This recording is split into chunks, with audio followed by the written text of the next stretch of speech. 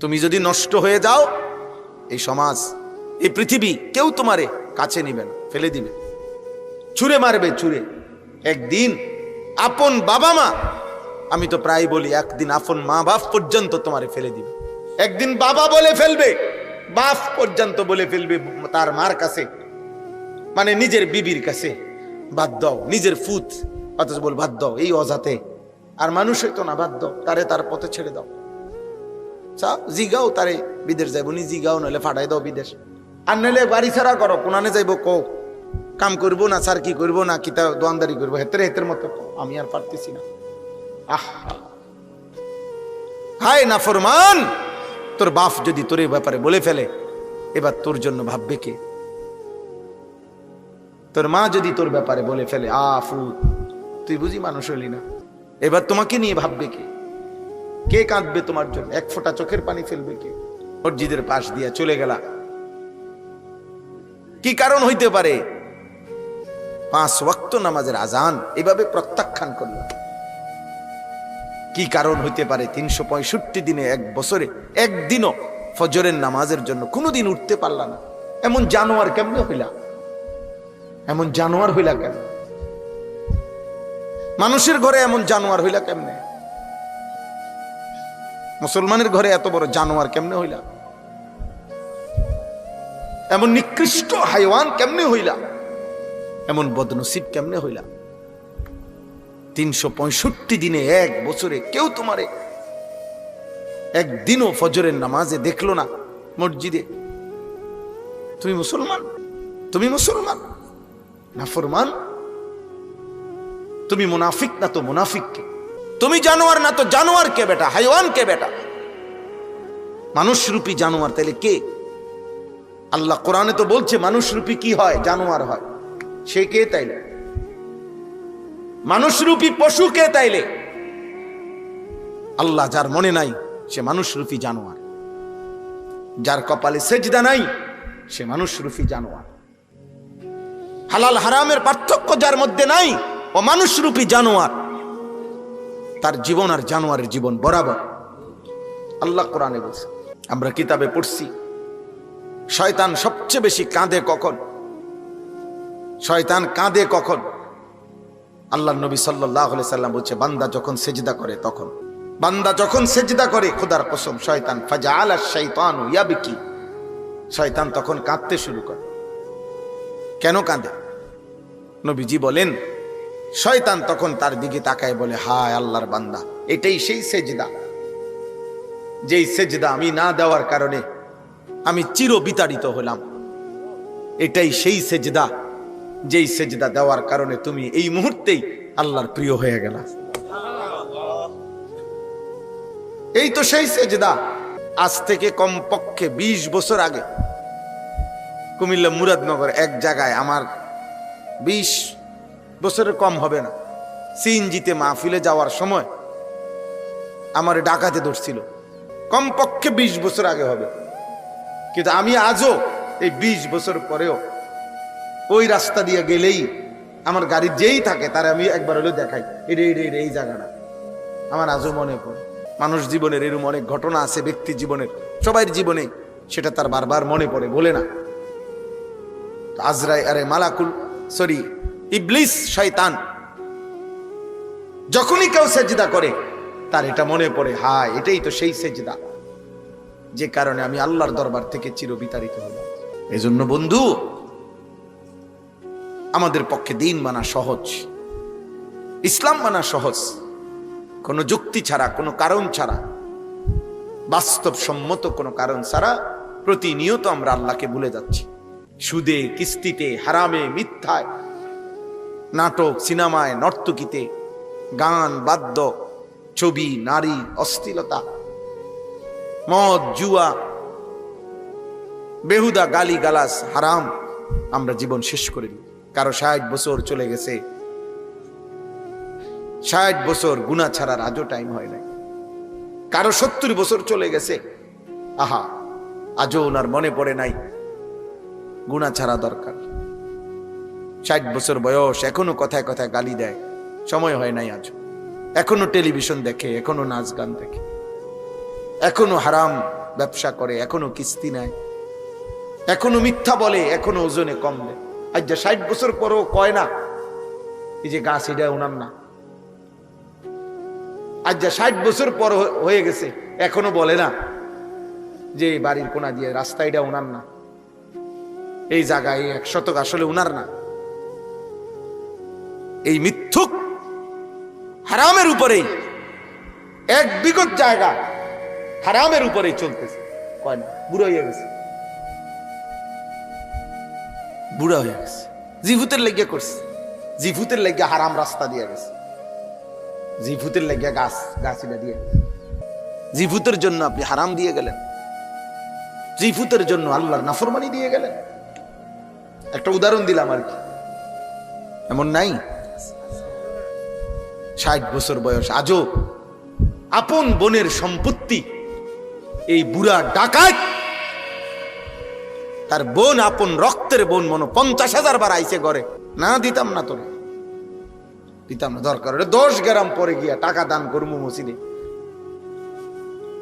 তোমারই দিতাম না, তুই আমার বোন কি লেগে হইলি, তোরে জমি দিতাম। আপন বোনের সম্পত্তি দেয় না, আপন স্ত্রীর মোহরানা দেয় না। দুনিয়ার কত জায়গায় কত টাকা দিছে, বেডির মাত্র 1 লাখ টাকা না, এটা দিত, অথচ এটা দেওয়া ফরজ।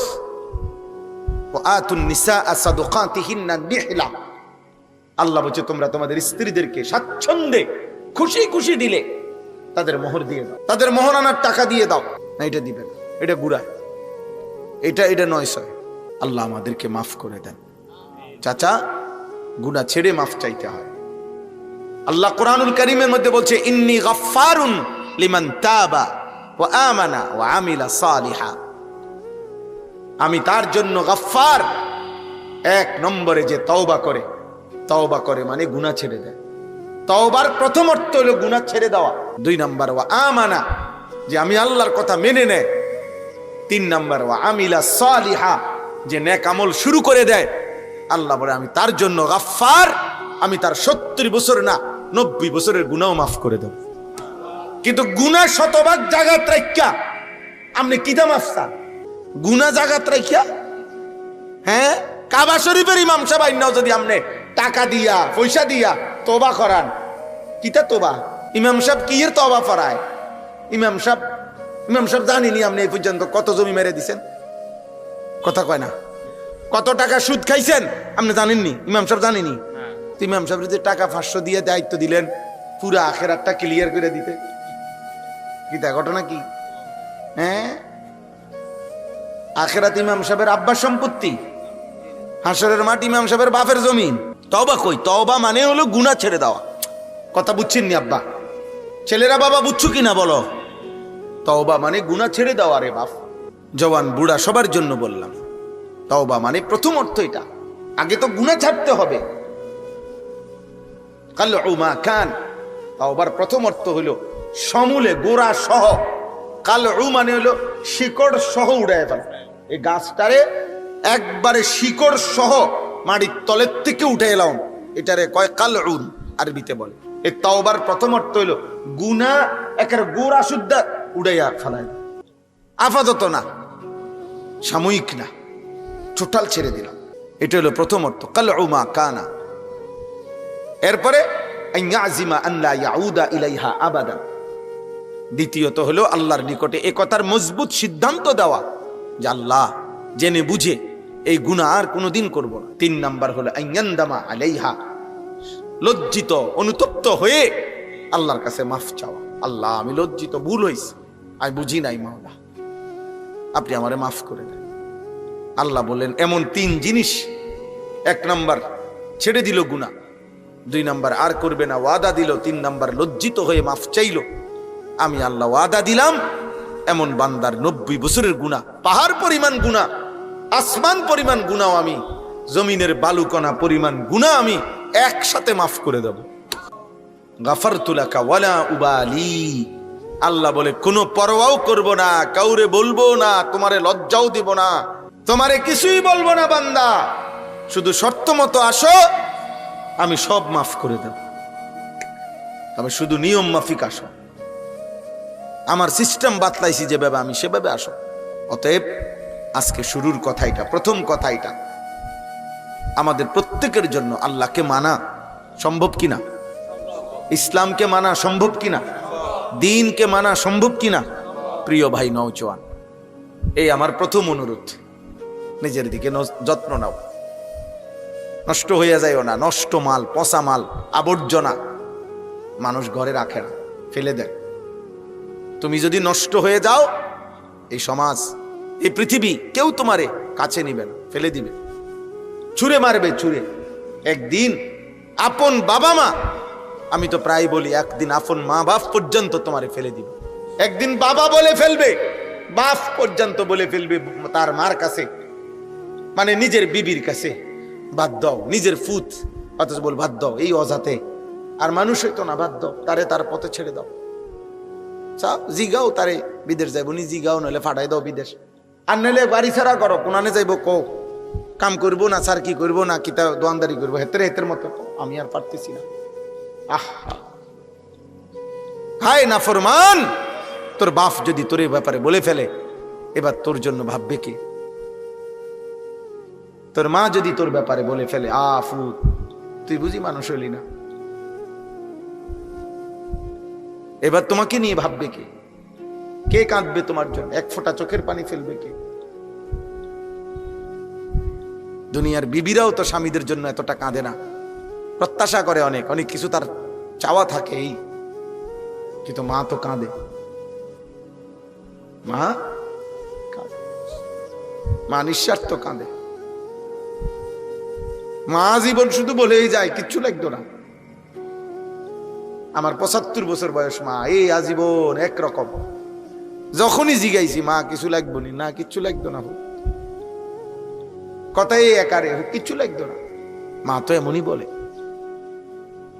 কিচ্ছু লাগবে না মার, দোয়া করো মার লাগিয়া, দোয়া করো। তো সে মা যদি বলে ফেলে একদিন, হায় ফুট তুই বুঝি আল্লাহরে ডাকবি না, কি হবে বাবা? মায়ের কলিজা যদি ভেঙে যায়, বাপের কলিজা যদি ভেঙে যায়, তোমার জন্য ভাববে কে? বন্ধুরা, এই শয়তান বন্ধুরা, যে তোমাকে নারী দেখায়, ছবি দেখায়, অশ্লীল দৃশ্য দেখায়, যে তোমারে সারাক্ষণ অসভ্য নোংরা কথা বলে, মোবাইলের অশ্লীল ছবি দেখায়। এই জন্য আমি সবাইকে বল, আপনাদের বয়স্ক বাবা যারা আছেন, আপনাদেরকে বল, নিজের আখেরাত বরবাদ করে খোদার কসম বিবি বাচ্চার এক জাররা উপকার করার দরকার নেই। হারামের টাকা দিয়া বউ পালনের দরকার নাই, হারামের টাকা দিয়া সন্তানকে পালনের দরকার নেই। সুদ নিয়েন না, কিস্তি নিয়েন না, ওজনে কম দিয়েন না, হারাম বাটপারি করেন না, মিথ্যা বলেন না। জমি যার যেটা তারে ওটা বুঝাইয়া দেন, রাস্তা যার যেটা তারে বুঝাইয়া দেন, গাছ যার যেটা তারে বুঝাইয়া দেন, বোনের সম্পত্তি দিয়ে দেন, চাচার সম্পত্তি দিয়ে দেন, ফুফুদের সম্পত্তি দিয়ে দেন, যার যা প্রাপ্য সব নিজে নিজের হায়াতে থাকতে সাফ করে দেন। আমনে বুঝ আমনে করে নেন, আপনার আখেরাত, আপনার মরার পরে গরু জবগিরা মানুষ খাবাইব, আর গরুর কান্দে করে আপনি বেহেশতে যাইবেন? না, এত বাদ দুধ দিয়া খায় না, বুঝেন নাই? হ্যাঁ বেটা বুঝছে, আবার ওনারে বুঝাইছে যে আব্বা আপনি টেনশন করেন না, আপনি চিটারি বাটফারি করে যেমনি পারেন আপনি ঠিক করে যান, পরে আল্লাহর রহমতে গরু জবাই করে দিব, আপনি লেগে গ্রামে ভাত খাবাই দিব, সবাই মিললে আপনার বেহেস্ত আলগি দিয়ে দিয়ে ফেলব। গরুর কান্দে করে বেহেস্তে যাবেন? আপনার মৃত্যুর পরে তো যদি আপনার জন্য 1 কোটি টাকা খরচ করে, আপনার তো 1 টাকারও তখন দরকার নেই, আমি তো মরিয়ে গেছেন। কথা বুঝেন নাই? এখন তো আমার 1 টাকাও দরকার, আমার মরার পরে তো আমার 100 কোটি টাকাও আমার কি দরকার? আমার দরকার কখন? এখন না, এখন আমার টাকা, আমি বাইচা আছি, আমার টাকা তো এখনই না আমি আল্লাহর পথে খরচ করব। এখনের 1 টাকা আর আমার মৃত্যুর পরে আমার জন্য 100 কোটি টাকা খরচ করলে বরাবর 1 টাকার দাম বেশি, কারণ এখন তো আমার প্রয়োজন, এখন তো আমার প্রয়োজন। আল্লাহ আমাদেরকে মাফ করে দেন। আমাদের প্রত্যেকের আমাদের ব্যাপারে নিজেদের একটা বড় গাফলতি। আমরা যাও কিছু আছে শারীরিকভাবে কিছু ইবাদত কম বেশি যাও আমরা করি, কিন্তু আমাদের যে অর্থ আল্লাহর দেওয়া, এই কথাটা আমরা বুঝতে চাই কম। আমাদের যে টাকা পয়সা, আয় উপার্জন, জায়গা জমি, এটা যে আমাদের আল্লাহর দেওয়া এবং এটার মধ্যে যে আল্লাহর হুকুম আছে, এটা যথোপযুক্ত বুঝার চেষ্টা করা, আমাদের মধ্যে এই মানসিকতাটা কম। অথচ ইসলামের 3টি মৌলিক বিধান, গুরুত্বপূর্ণ বিধান, 2টা ফরজ, একটা ওয়াজিব। এটা আমাদের আর্থিক, আমাদের আল্লাহর দেওয়া অর্থ, যেটা উপার্জন, আমাদেরকে আল্লাহ যা দিছে, যাকে যা, তার সাথে সম্পৃক্ত। একটা হলো যাকাত, একটা হলো হজ, একটা হলো কুরবানি। এই 3টি আমল স্বাভাবিক দান সৎকার সাথে সম্পৃক্ত না। দান সৎকা তো ইচ্ছা মাফিক। আমি বলছি মাদ্রাসার জন্য কিছু দেন, আমি বলছি মসজিদের জন্য কিছু দেন, আপনি দিলেন 10 টাকা, উনি দিল 100 টাকা, আরেকজনে দিল 1000 টাকা, ঠিক আছে, এটা তো নফল। কিন্তু যাকাত তো এমন না যে আপনারা প্রত্যেকেই যাকাত দেন যার যার মতো করে, না না, যাকাত এমন না। যাকাত ইসলামী শরীয়তের একটি ফরজ বিধান, এবং এই ফরজটি আপনার সম্পত্তির উপরে বছরে একবার নির্দিষ্ট সময়, আপনি বছর ঠিক করবেন, প্রতি বছর আপনি একটা টাইম ঠিক করবেন যে আমি বছরে এই 1 দিন, এই 2 দিন হিসাব করবো আমার সম্পত্তি আছে কি কি। আমি একজন আলেম থেকে এই 3 দিনে, এই 4 দিনে বুঝে নেব, সেটা রমজান হোক, রমজানের আগে হোক, রমজানের পরে হোক।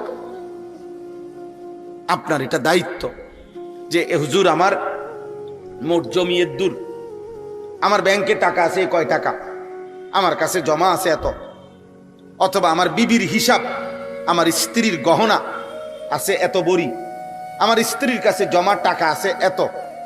এটা হিসাব করে আপনি বলে দেন আমার উপরে যাকাত আসবে কিনা, আসলে কত টাকা। সোজা মাসালা, সহজ কাজ। আমাদের প্রত্যেকের উপরে এটা ফরজ, কিন্তু ইচ্ছা করে আমাদের কোটি কোটি মুসলমান এটা বুঝতে চায় না, জিজ্ঞাসাও করে না। শুধু তাবিজ আছে নি হুজুর, দোয়ানে ঝুলাইয়া রাখতাম, লাল কালি দিয়া লিখে দিবেন এমন কোন তাবিজ, 110 টাকার কোন তাবিজ যেটা দোয়ানে ঝুলাইয়া দিলে কাস্টমারের যেন একটা সাফাসাফি লাগে, বেচা কিনা যাতে ভালো হয়, এরকম তাবিজ লাগলে আরো দেন। অনেক দোকানে গেলে দেখি চারিদিক দিয়ে লাল লাল এরকম কি ঝুলানো তাবিজ, ব্যবসা বরকতের তাবিজ। হ্যাঁ, বরকত। উনি কিস্তি লয়, আর আমার দায়িত্ব হইলো দোয়া করে দিতাম যাতে ব্যবসা বরকত হয়। হারাম খোর তোর জন্য কি দোয়া করতো? এই বেটা, কিস্তি করতো হারাম খোর বেটা, সুদ করতো হারাম খোর বেটা, হারাম খোরের জন্য আবার দোয়া কিসের? অবৈধ উপার্জনকারীর জন্য আবার কিসের দোয়া বেটা? দোয়া যদি করতে হয় তাহলে দোয়া তো হবে এটাই যে আল্লাহ আপনি তার হারামের মধ্যে 1 পয়সার বরকত দিয়েন না, আপনি তারে হারাম থেকে বাঁচার তৌফিক দেন, আরে তারা আল্লাহ ফিরিয়ে দেন। এটা না তার জন্য দোয়া। আল্লাহর নবী সাল্লাল্লাহু আলাইহি ওয়াসাল্লাম বলেন, যে ব্যক্তির উপরে যাকাত ফরজ হলো অথচ সে যাকাত দিল না, আল্লাহর কসম নবীজি বলছেন কিয়ামতের দিন তার সম্পত্তি অত্যন্ত বিষধর সাপ আল্লাহ আকৃতি দিবেন, যেই সাপের 2টা মুখ, যেই সাপের মাথার মুখ উপরে চুল নাই, টাক, অর্থাৎ এত বিষধর, বিষের কারণে মাথার টাক বরাবর চুল নাই, এরকম 2 মুখ আল্লাহ তার নবী সাল্লাল্লাহু আলাইহি সাল্লাম বলে তার সম্পত্তিকাকে 2 মুখ বিষধর সাপের আকৃতি দিয়ে খোদার কসম তার সারা দেহের মধ্যে পেঁচানো হবে। অতঃপর তার 2 গালে, আল্লাহ নবী বলেছেন, বুখারীর হাদিস, বুখারীর হাদিস, মুসলিম শরীফের হাদিস, বিশুদ্ধ হাদিসের কিতাবের হাদিস, নবীজি বলেন মুসতিলা মালুহু ইয়াউমাল কিয়ামাতে শুজাআন আকরা লাহু যাবিবাতান। এরকম বিষধর সাপের আকৃতি দিয়ে তার 2 গালের মধ্যে 2 মুখ ওই সাপ কামড়াইতে থাকবে, আর একটা একটা কামড় দিবে, আর বলবে আনা মালুকা আনা কানজুকা, হে নাফরমান, আমি তোর জমানো মাল, আমি তোর জমানো সম্পদ, যার থেকে তুমি আল্লাহর রাস্তায় যাকাত দাও নাই। হ্যাঁ, এটা বুখারীর হাদিস, বিশুদ্ধ হাদিস। এবার কোরআন কি বলছে? কোরআনুল কারীম আল্লাহ তাআলা বলছে আমার দেওয়া সম্পত্তি থেকে যে যাকাত দিল না, কিয়ামতের দিন তার সেই সম্পত্তি জমা করে একসাথ করে ফুটবলের মতো গোল বানাইয়া জাহান্নামের আগুনের মধ্যে পোড়ানো হবে। অতঃপর পোড়াইয়া এই গোলাকার ফুটবলের মতো তার সম্পত্তিটাকে আগুনে পোড়াইয়া, খোদার কসম আল্লাহ বলছে, তার কপাল, কোমর এবং পিঠ, এই 3 জায়গায় হাসরের মাঠ যতক্ষণ চলবে অতক্ষণ দাগ দেওয়া হবে একটার পরে। ইয়াউমা ইউহমা আলাইহা ফি নারি জাহান্নাম ফাতুকওয়া বিহা জিবাহুহুম ওয়া জুনুবুহুম ওয়া যুহুরুহুম হাদা মা কানাসতুম লিআনফুসিকুম। আল্লাহ বলেন, ফেরেশতা তখন বলবে, হে নাফরমান, যা দিয়ে তোমাকে দাগ দেওয়া হচ্ছে আগুনের দাগ, এটা তোমার জমানো সম্পদ, যা যাকাত দাও নাই। ফাযুকু মা কুনতুম তাকনিজুন।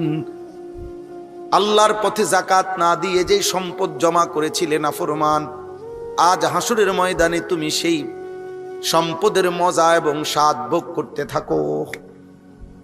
নাউযুবিল্লাহ, নাউযুবিল্লাহ। এই জন্য আব্বা এই 1 নাম্বার বললাম যাকাত।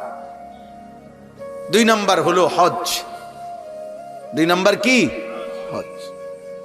একটি ফরজ ইবাদত, ইসলামের মৌলিক যে 5টি ভিত্তি তার মধ্যে একটি হজ। আল্লাহ নবী সাল্লাল্লাহু আলাইহি ওয়াসাল্লাম বলছেন, কি সাংঘাতিক কথা! নবীজি তার জীবনে আমার মনে হয় আর কোনো পাপের কারণে এত বড় ভয়ানক কথা নবীজি বলে নাই। এমন মারাত্মক কথা, মানুষের জীবনের সবচেয়ে গুরুত্বপূর্ণ হলো তার মৌতটা কিসের উপরে হয়েছে। দুনিয়া মানুষ যদি 90 বছরও নাফরমানি করে করে কাটাইছে রে ভাই, কিন্তু যদি মৃত্যুটাও শেষ পর্যন্ত ইমানের মৃত্যু হয় তো ভাগ্যবান। যাক, বাচ্চা গেল। শেষ মরণটা হইছে কিসের? ইমানের মরণ। ইন্নামাল আমালু বিল খাওয়াতিম। নবীজি বলছেন, শেষ অবস্থার উপরে আমলটা নির্ভরশীল। শেষ অবস্থা।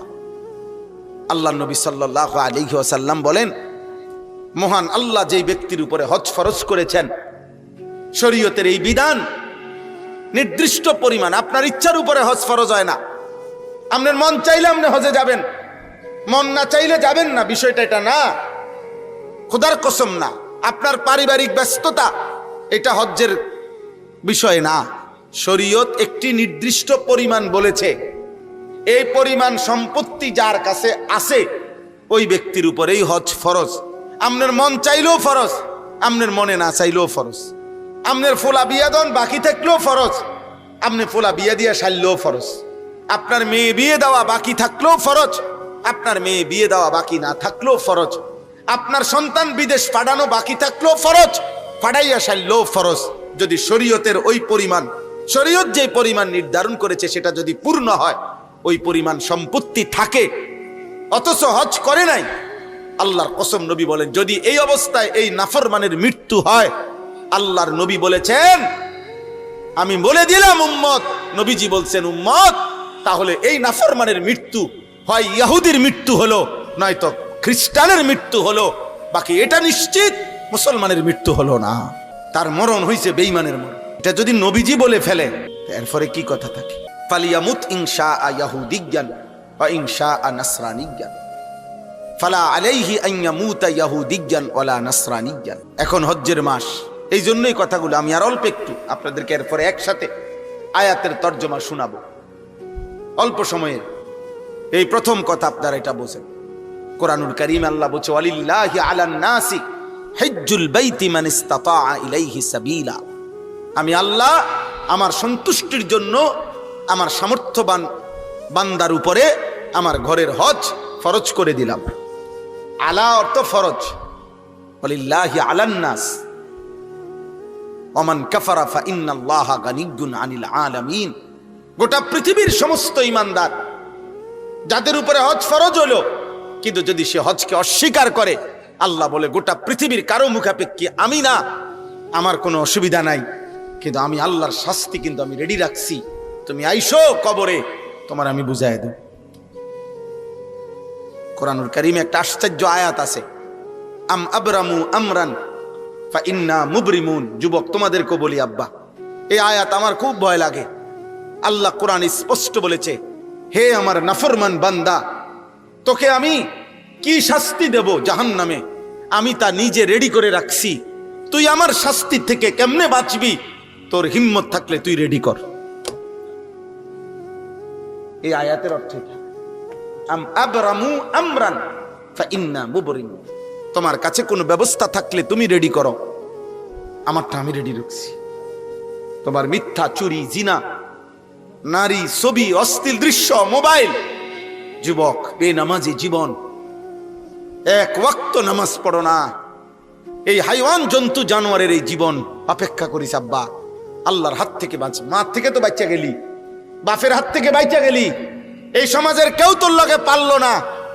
তোর গাদ্দারি চেহারার কারণে, তোর চুলের কারণে, তোর সমবয়সী কিছু মাস্তান, কিছু সন্ত্রাসী, কিছু দুষ্ট শয়তানের লগে চলস, এই কারণে হয়তো তোরে কেউ কিছু বলার সাহস করে না।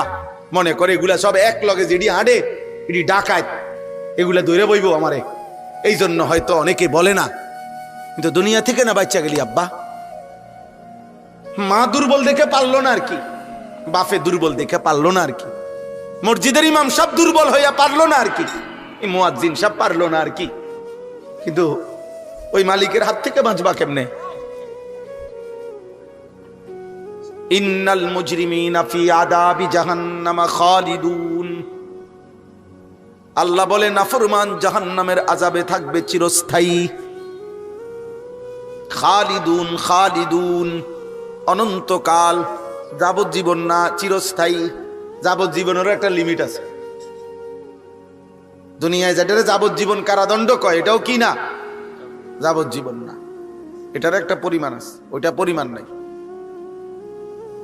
লা ইউফাত্তারু আনহুম ওয়া হুম ফীহি মুবলিসুন।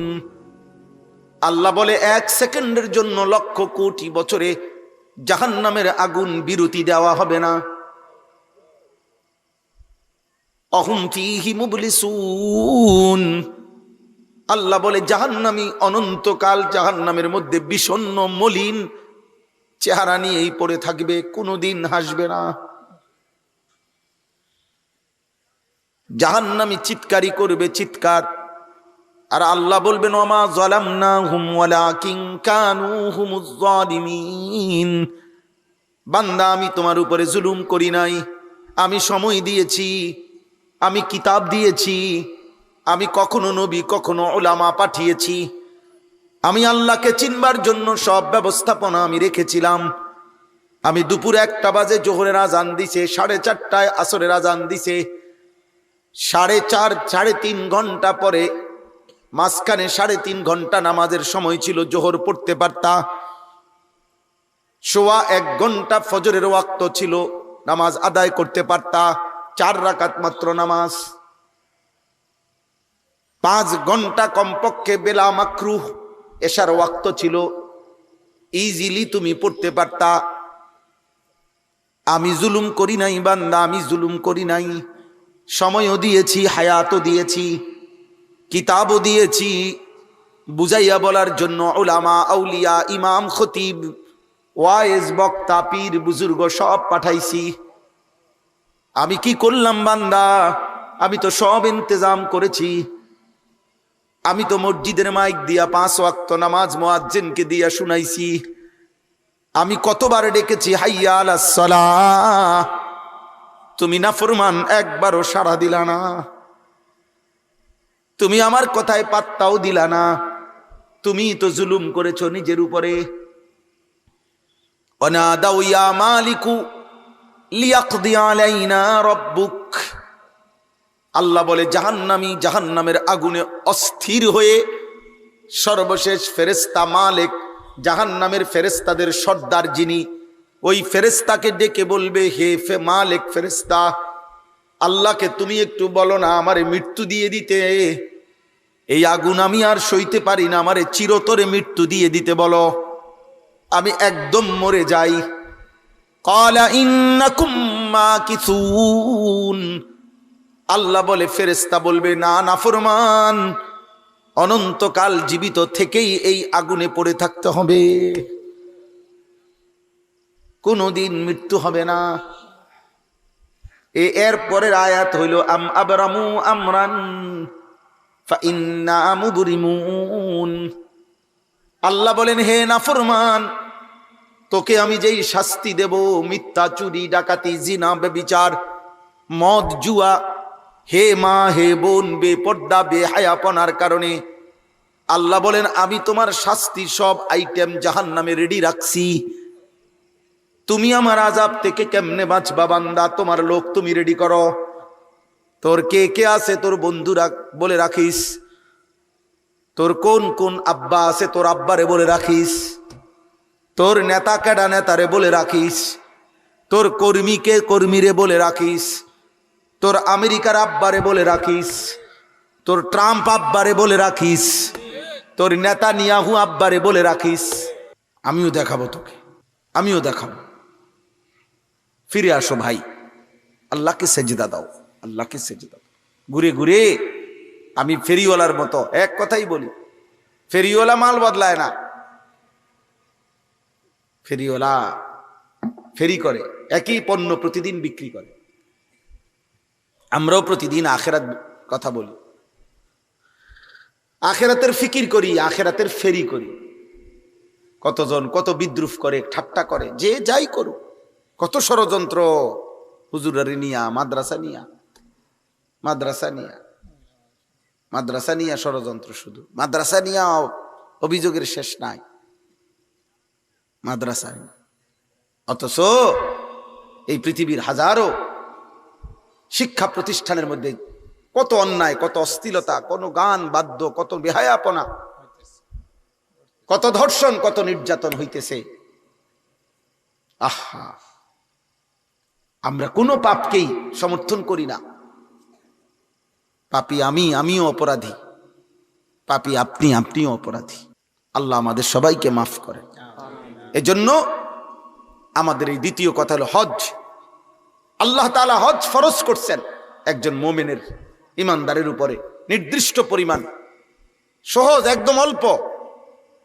আল্লাহর ঘরে হজে যাওয়া আসা এবং ফ্যামিলির ওই কয়দিনের খরচ, এই টাকাটা প্রয়োজনের অতিরিক্ত যার কাছে আছে তার উপরেই হজ ফরজ।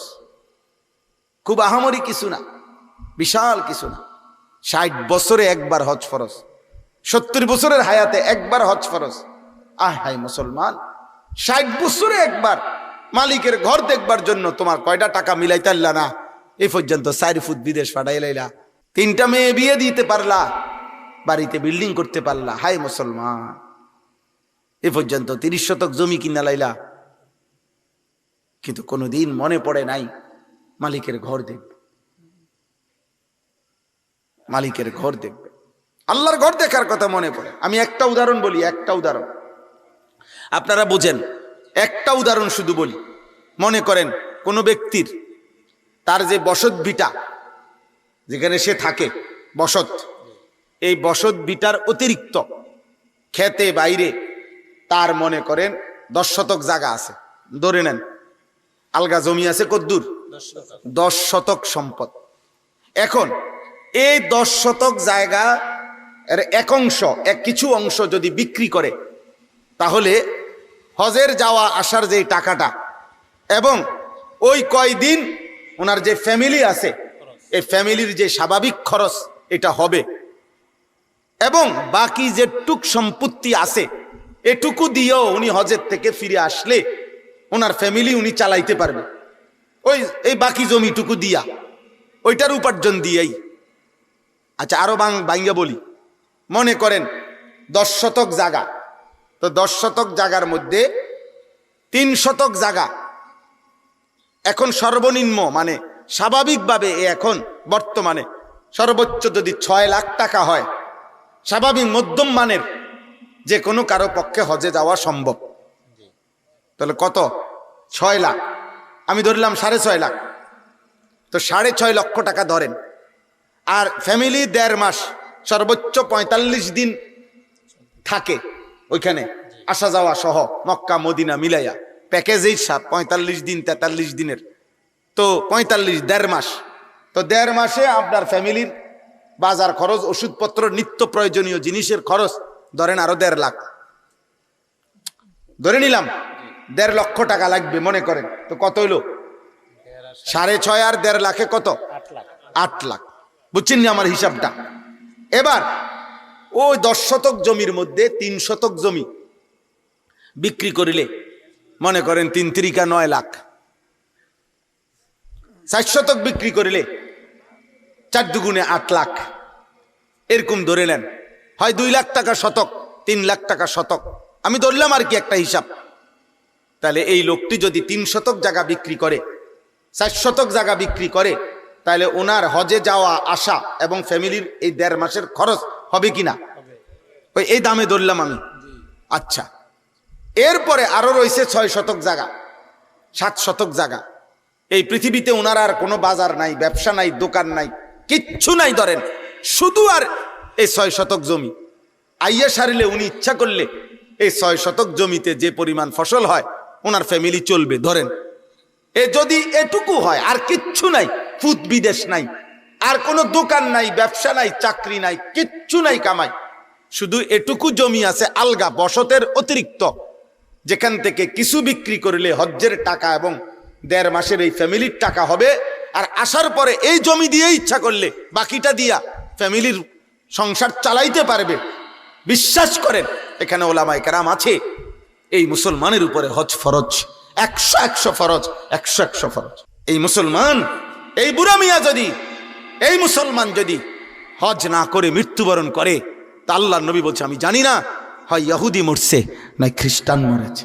এখন বলেন তো আমাদের বাংলাদেশে একটু কল্পনা করেন তো কি পরিমাণ মুসলমানের উপরে হজ ফরজ। কথা কয় না, বুঝছেননি? আন্দাজ আসেনি? খবর আসেনি? কোনো খবর আছে? সেই দিনও তো মসজিদে ১০০ টাকা দিছি, কইলে কই বইটা। হ্যাঁ, গত সপ্তাহে তো হুজুরে যেই বিরক্ত শুরু করছে, শেষ পর্যন্ত কইলাম যা টিয়া পয়সার মায়া করে আর লাভ নাই।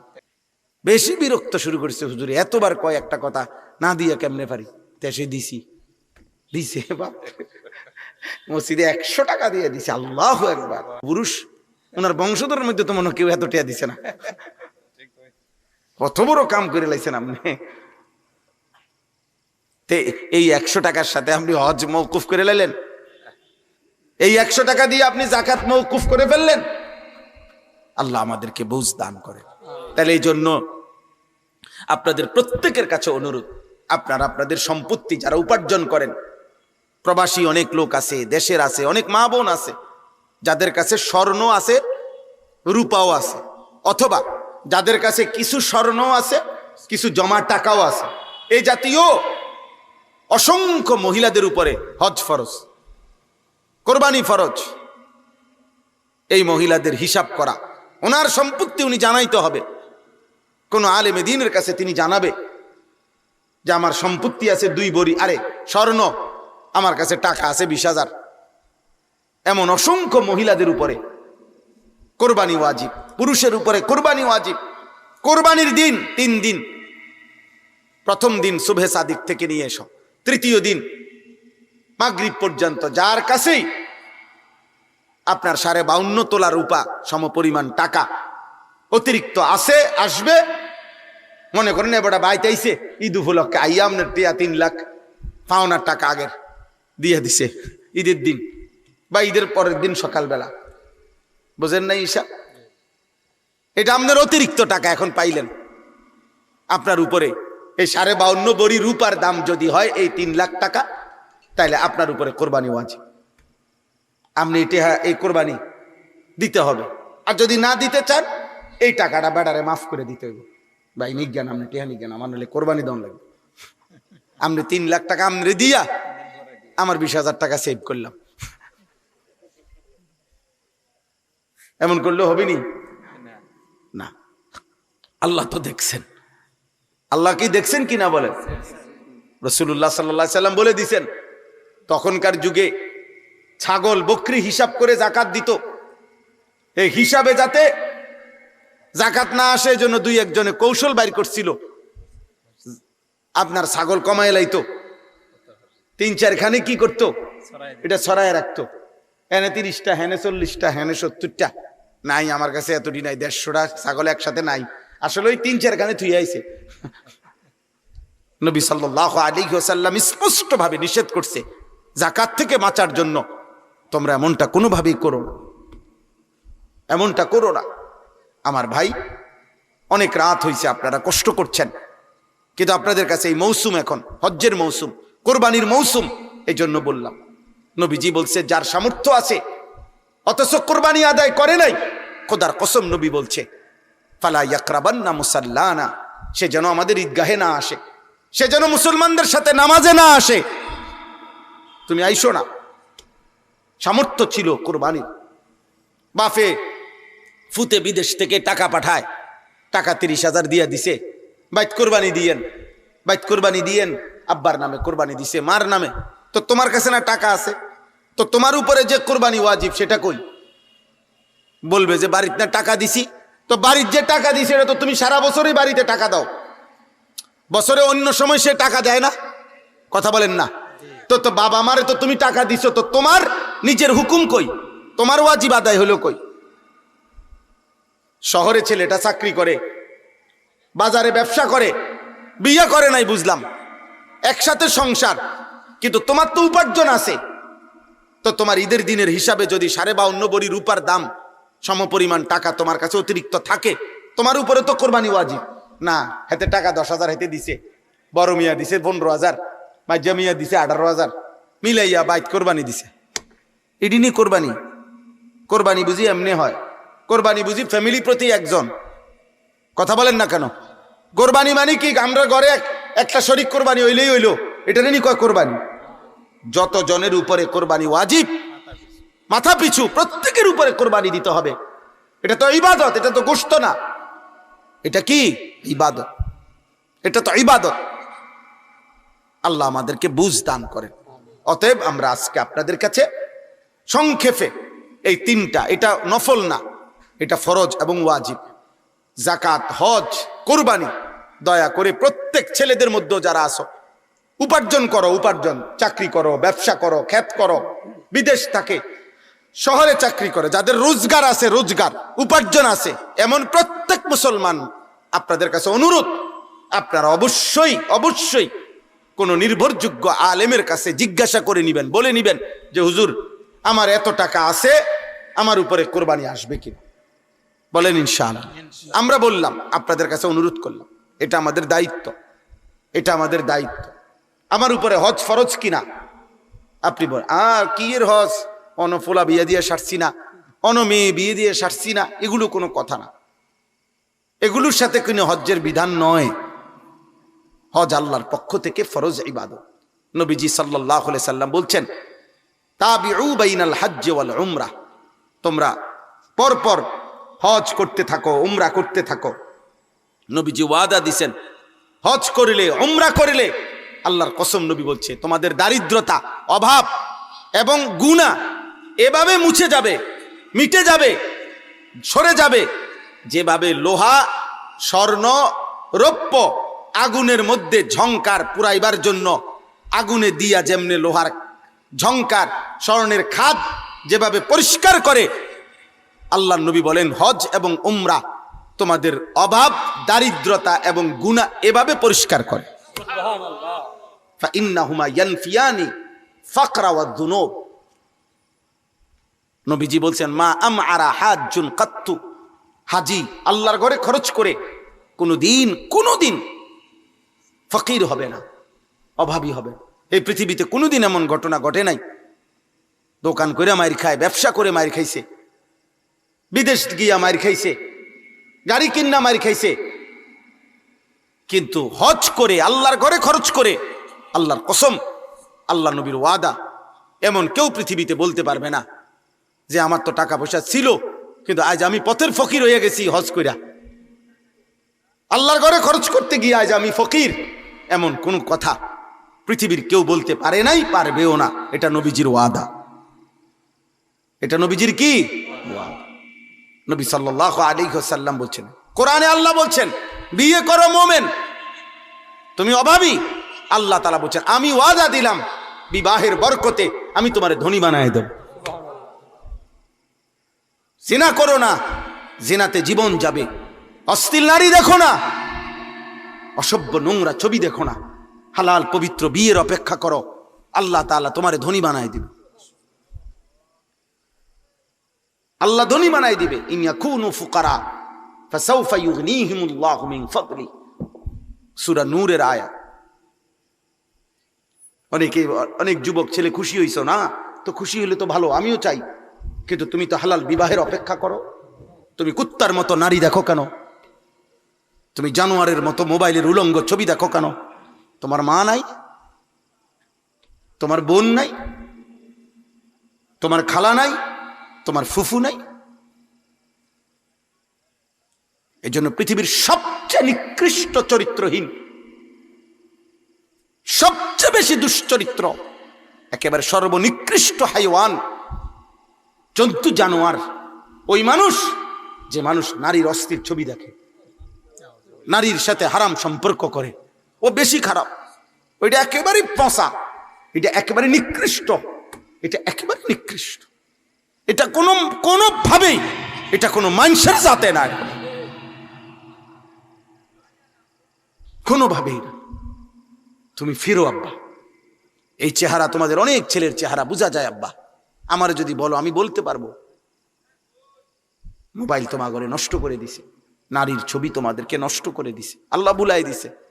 একটা সেজদা দিত কোনোদিন কদ্দুর বিবেকে কেউ মনেও করায় না। এই অশ্লীলতা, এই বেহায়াপনা, আল্লাহ আমাদেরকে হেফাজত করেন। চলেন, আমার কথা শেষ। আমরা ফিকির করি এই কোরআনুল কারীম আল্লাহ তাআলা এখানে বলছেন, নবীকে আল্লাহ, ইব্রাহিমকে আল্লাহ বলছেন, আল্লাহ তাআলা বলছেন আপনি আমার পক্ষ থেকে হজ্জের ঘোষণা দেন। ইব্রাহিম আলাইহিস সালাম বলছে আল্লাহ আমি ঘোষণা দিলে কয়জনে শুনবে? আল্লাহ বলছেন ওয়াদা দিছেন এখানে, বন্ধু আপনি ঘোষণা দিয়ে রাখেন আমি কিয়ামত পর্যন্ত আমার ঘরে কারা কারা আসবে আমি নিয়ে আসবো, আমি নিয়ে। এটা তৌফিক, এটা আল্লাহর মহব্বতের ব্যাপার, আল্লাহর পছন্দের ব্যাপার। বাবা হজে যায় সে, মালিক নিজের হাতে পছন্দ করে যাকে, আল্লাহর ঘরে সে যায়। আল্লাহ সেদিন বলছে, প্রথম দিন ইব্রাহিমকে বলছে ইব্রাহিম নাদি ওয়া আলাইয়াল বালাগ, আজ তুমি ডাক দাও, কিয়ামত পর্যন্ত পৌঁছাবো আমি পৌঁছাবো। আমার ঘরে কে কে যাবে? এক মোমেনের স্বপ্ন যুবক, কক্সবাজার না, বান্দরবন না, এক মোমেনের স্বপ্ন কাবা, এক মোমেনের স্বপ্ন মদিনা, এক ইমানদারের হৃদয়ের স্বপ্ন থাকবে আমি আমার মালিকের ঘর দেখব কোন দিন, আমি আমার রবের ঘর দেখব কোন দিন।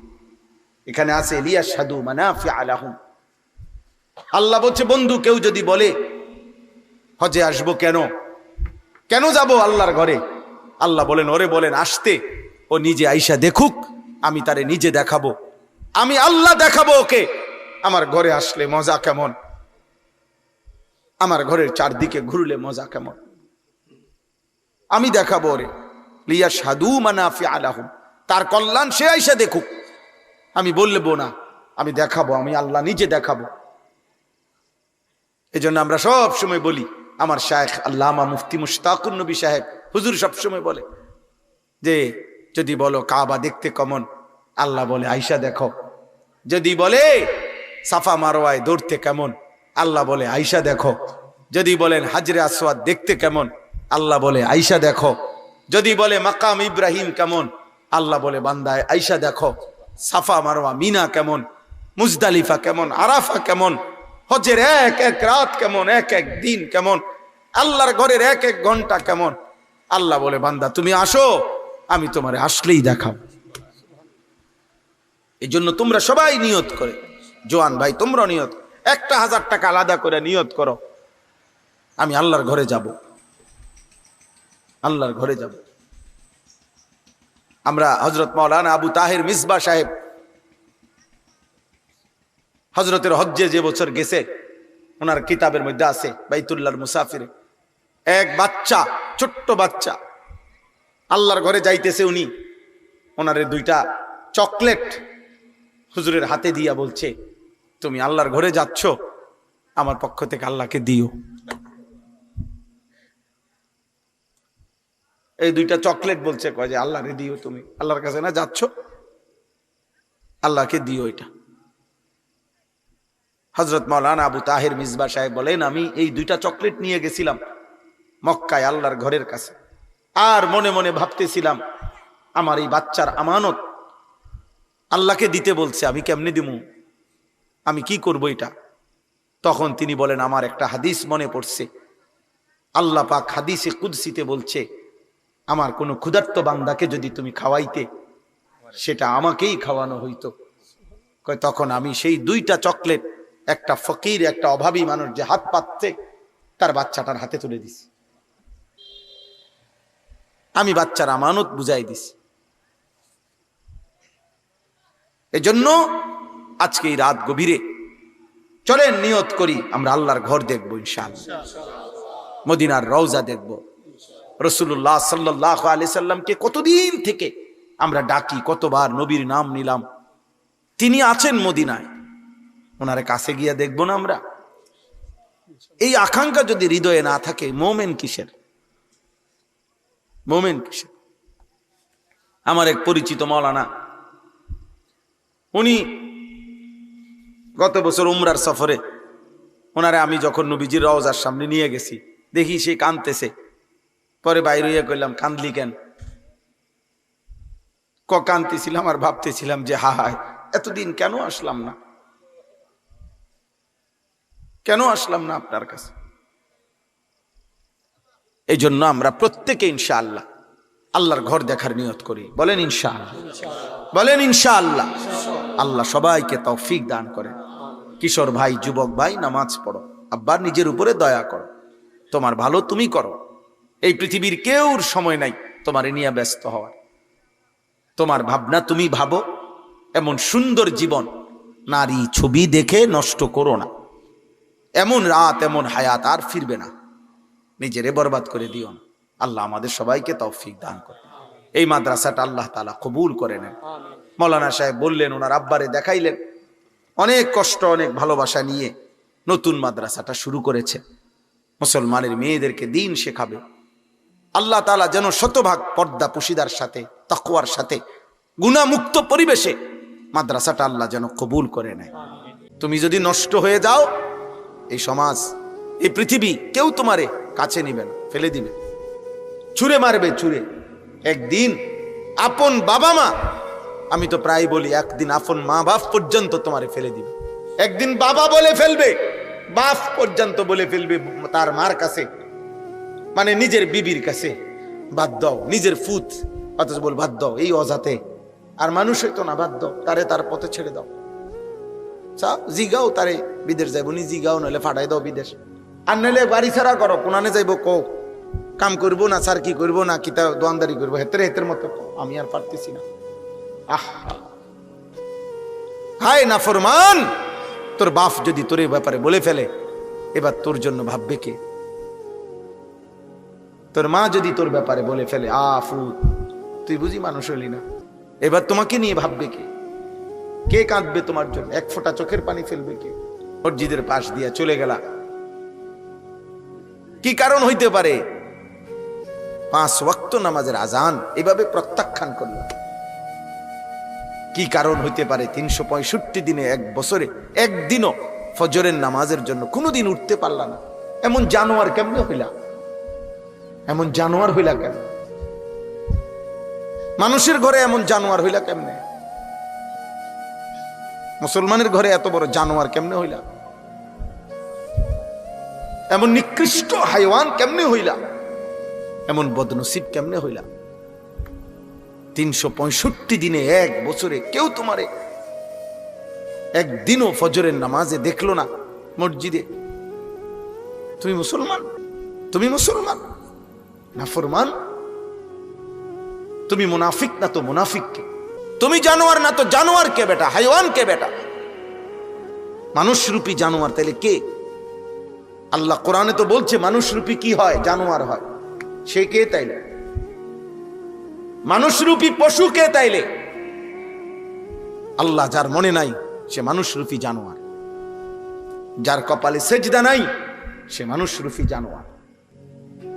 হালাল হারামের পার্থক্য যার মধ্যে নাই ও মানুষ রূপী জানোয়ার। তার জীবন আর জানোয়ারের জীবন বরাবর। আল্লাহ কোরআনে বলছে, আমরা কিতাবে পড়ছি, শয়তান সবচেয়ে বেশি কাঁদে কখন? শয়তান কাঁদে কখন? আল্লাহর নবী সাল্লাল্লাহু আলাইহি সাল্লাম বলছে, বান্দা যখন সেজদা করে তখন। বান্দা যখন সেজদা করে, খোদার কসম, শয়তান ফাজআলা শাইতানু ইয়াবকি, শয়তান তখন কাঁদতে শুরু করে। কেন কাঁদে? নবীজি বলেন, শয়তান তখন তার দিকে তাকায় বলে, হায় আল্লাহর বান্দা, এটাই সেই সেজদা যেই সেজদা আমি না দেওয়ার কারণে আমি চির বিতাড়িত হলাম। এটাই সেই সেজদা যেই সেজদা দেওয়ার কারণে তুমি এই মুহূর্তেই আল্লাহর প্রিয় হয়ে গেলা। এই তো সেই সেজদা। আজ থেকে কমপক্ষে 20 বছর আগে কুমিল্লা মুরাদনগর এক জায়গায়, আমার 20 বছরের কম হবে না, সিএনজিতে মাহফিলে যাওয়ার সময় আমার ডাকাতে ধরছিল।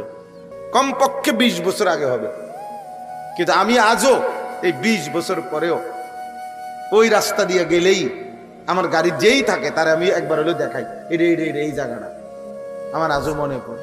মানুষ জীবনের এরকম অনেক ঘটনা আছে, ব্যক্তি জীবনের, সবাই জীবনে সেটা তার বারবার মনে পড়ে, বলে না। ইবলিস শয়তান যখনই কেউ সেজদা করে তার এটা মনে পড়ে, হায় এটাই তো সেই সেজদা যে কারণে আমি আল্লাহর দরবার থেকে চির বিতাড়িত হলাম। এজন্য বন্ধু, আমাদের পক্ষে দিন মানা সহজ, ইসলাম মানা সহজ, কোনো যুক্তি ছাড়া, কোনো কারণ ছাড়া, বাস্তবসম্মত কোনো কারণ ছাড়া প্রতিনিয়ত আমরা আল্লাহকে ভুলে যাচ্ছি। সুদে, কিস্তিতে, হারামে, মিথ্যায়, নাটক, সিনেমায়, নর্তকীতে, গান, বাদ্য, ছবি, নারী, অশ্লীলতা, মদ, জুয়া, বেহুদা গালি গালাস, হারাম, আমরা জীবন শেষ করে দিই। কারো 60 বছর চলে গেছে, 60 বছর গুনাহ ছাড়ার আজও টাইম হয় নাই। কারো 70 বছর চলে গেছে, আহা আজও ওনার মনে পড়ে নাই গুনাহ ছাড়া দরকার। 60 বছর বয়স, এখনো কথায় কথায় গালি দেয়, সময় হয় নাই আজ। এখনো টেলিভিশন দেখে, এখনো নাচ গান দেখে, এখনো হারাম ব্যবসা করে, এখনো কিস্তি নেয়, এখনো মিথ্যা বলে, এখনো ওজনে কম দেয়। আজ যা 60 বছর পরও কয় না এই যে গাছ এটা উনার না। আজ যা 60 বছর পর হয়ে গেছে এখনো বলে না যে বাড়ির কোনা দিয়ে রাস্তা এটা উনার না, এই জায়গায় 1 শতক আসলে উনার না। এই মিথ্যুক হারামের উপরেই 1 বিঘত জায়গা হারামের উপরেই চলতেছে, কয় না বুড়ো হয়ে গেছে, বুড়া হয়ে গেছে, জিভুতের লেগে করছে, জিভুতের লেগে হারাম রাস্তা দিয়ে গেছে, জিভুতের লেগে গাছিটা দিয়ে গেছে। জিভুতের জন্য আপনি হারাম দিয়ে গেলেন, জিভুতের জন্য আল্লাহর নাফরমানি দিয়ে গেলেন। একটা উদাহরণ দিলাম আর কি, এমন নাই? 60 বছর বয়স, আজও আপন বোনের সম্পত্তি এই বুড়া ডাকাত, তার বোন, আপন রক্তের বোন, মনে 50,000 বার আইছে ঘরে, না দিতাম না তোরে, দিতাম না, দরকার 10 গ্রাম পরে গিয়া টাকা দান করবো মসজিদে, তোমারই দিতাম না, তুই আমার বোন কি লেগে হইলি, তোরে জমি দিতাম। আপন বোনের সম্পত্তি দেয় না, আপন স্ত্রীর মোহরানা দেয় না। দুনিয়ার কত জায়গায় কত টাকা দিছে, বেডির মাত্র 1 লাখ টাকা না, এটা দিত, অথচ এটা দেওয়া ফরজ।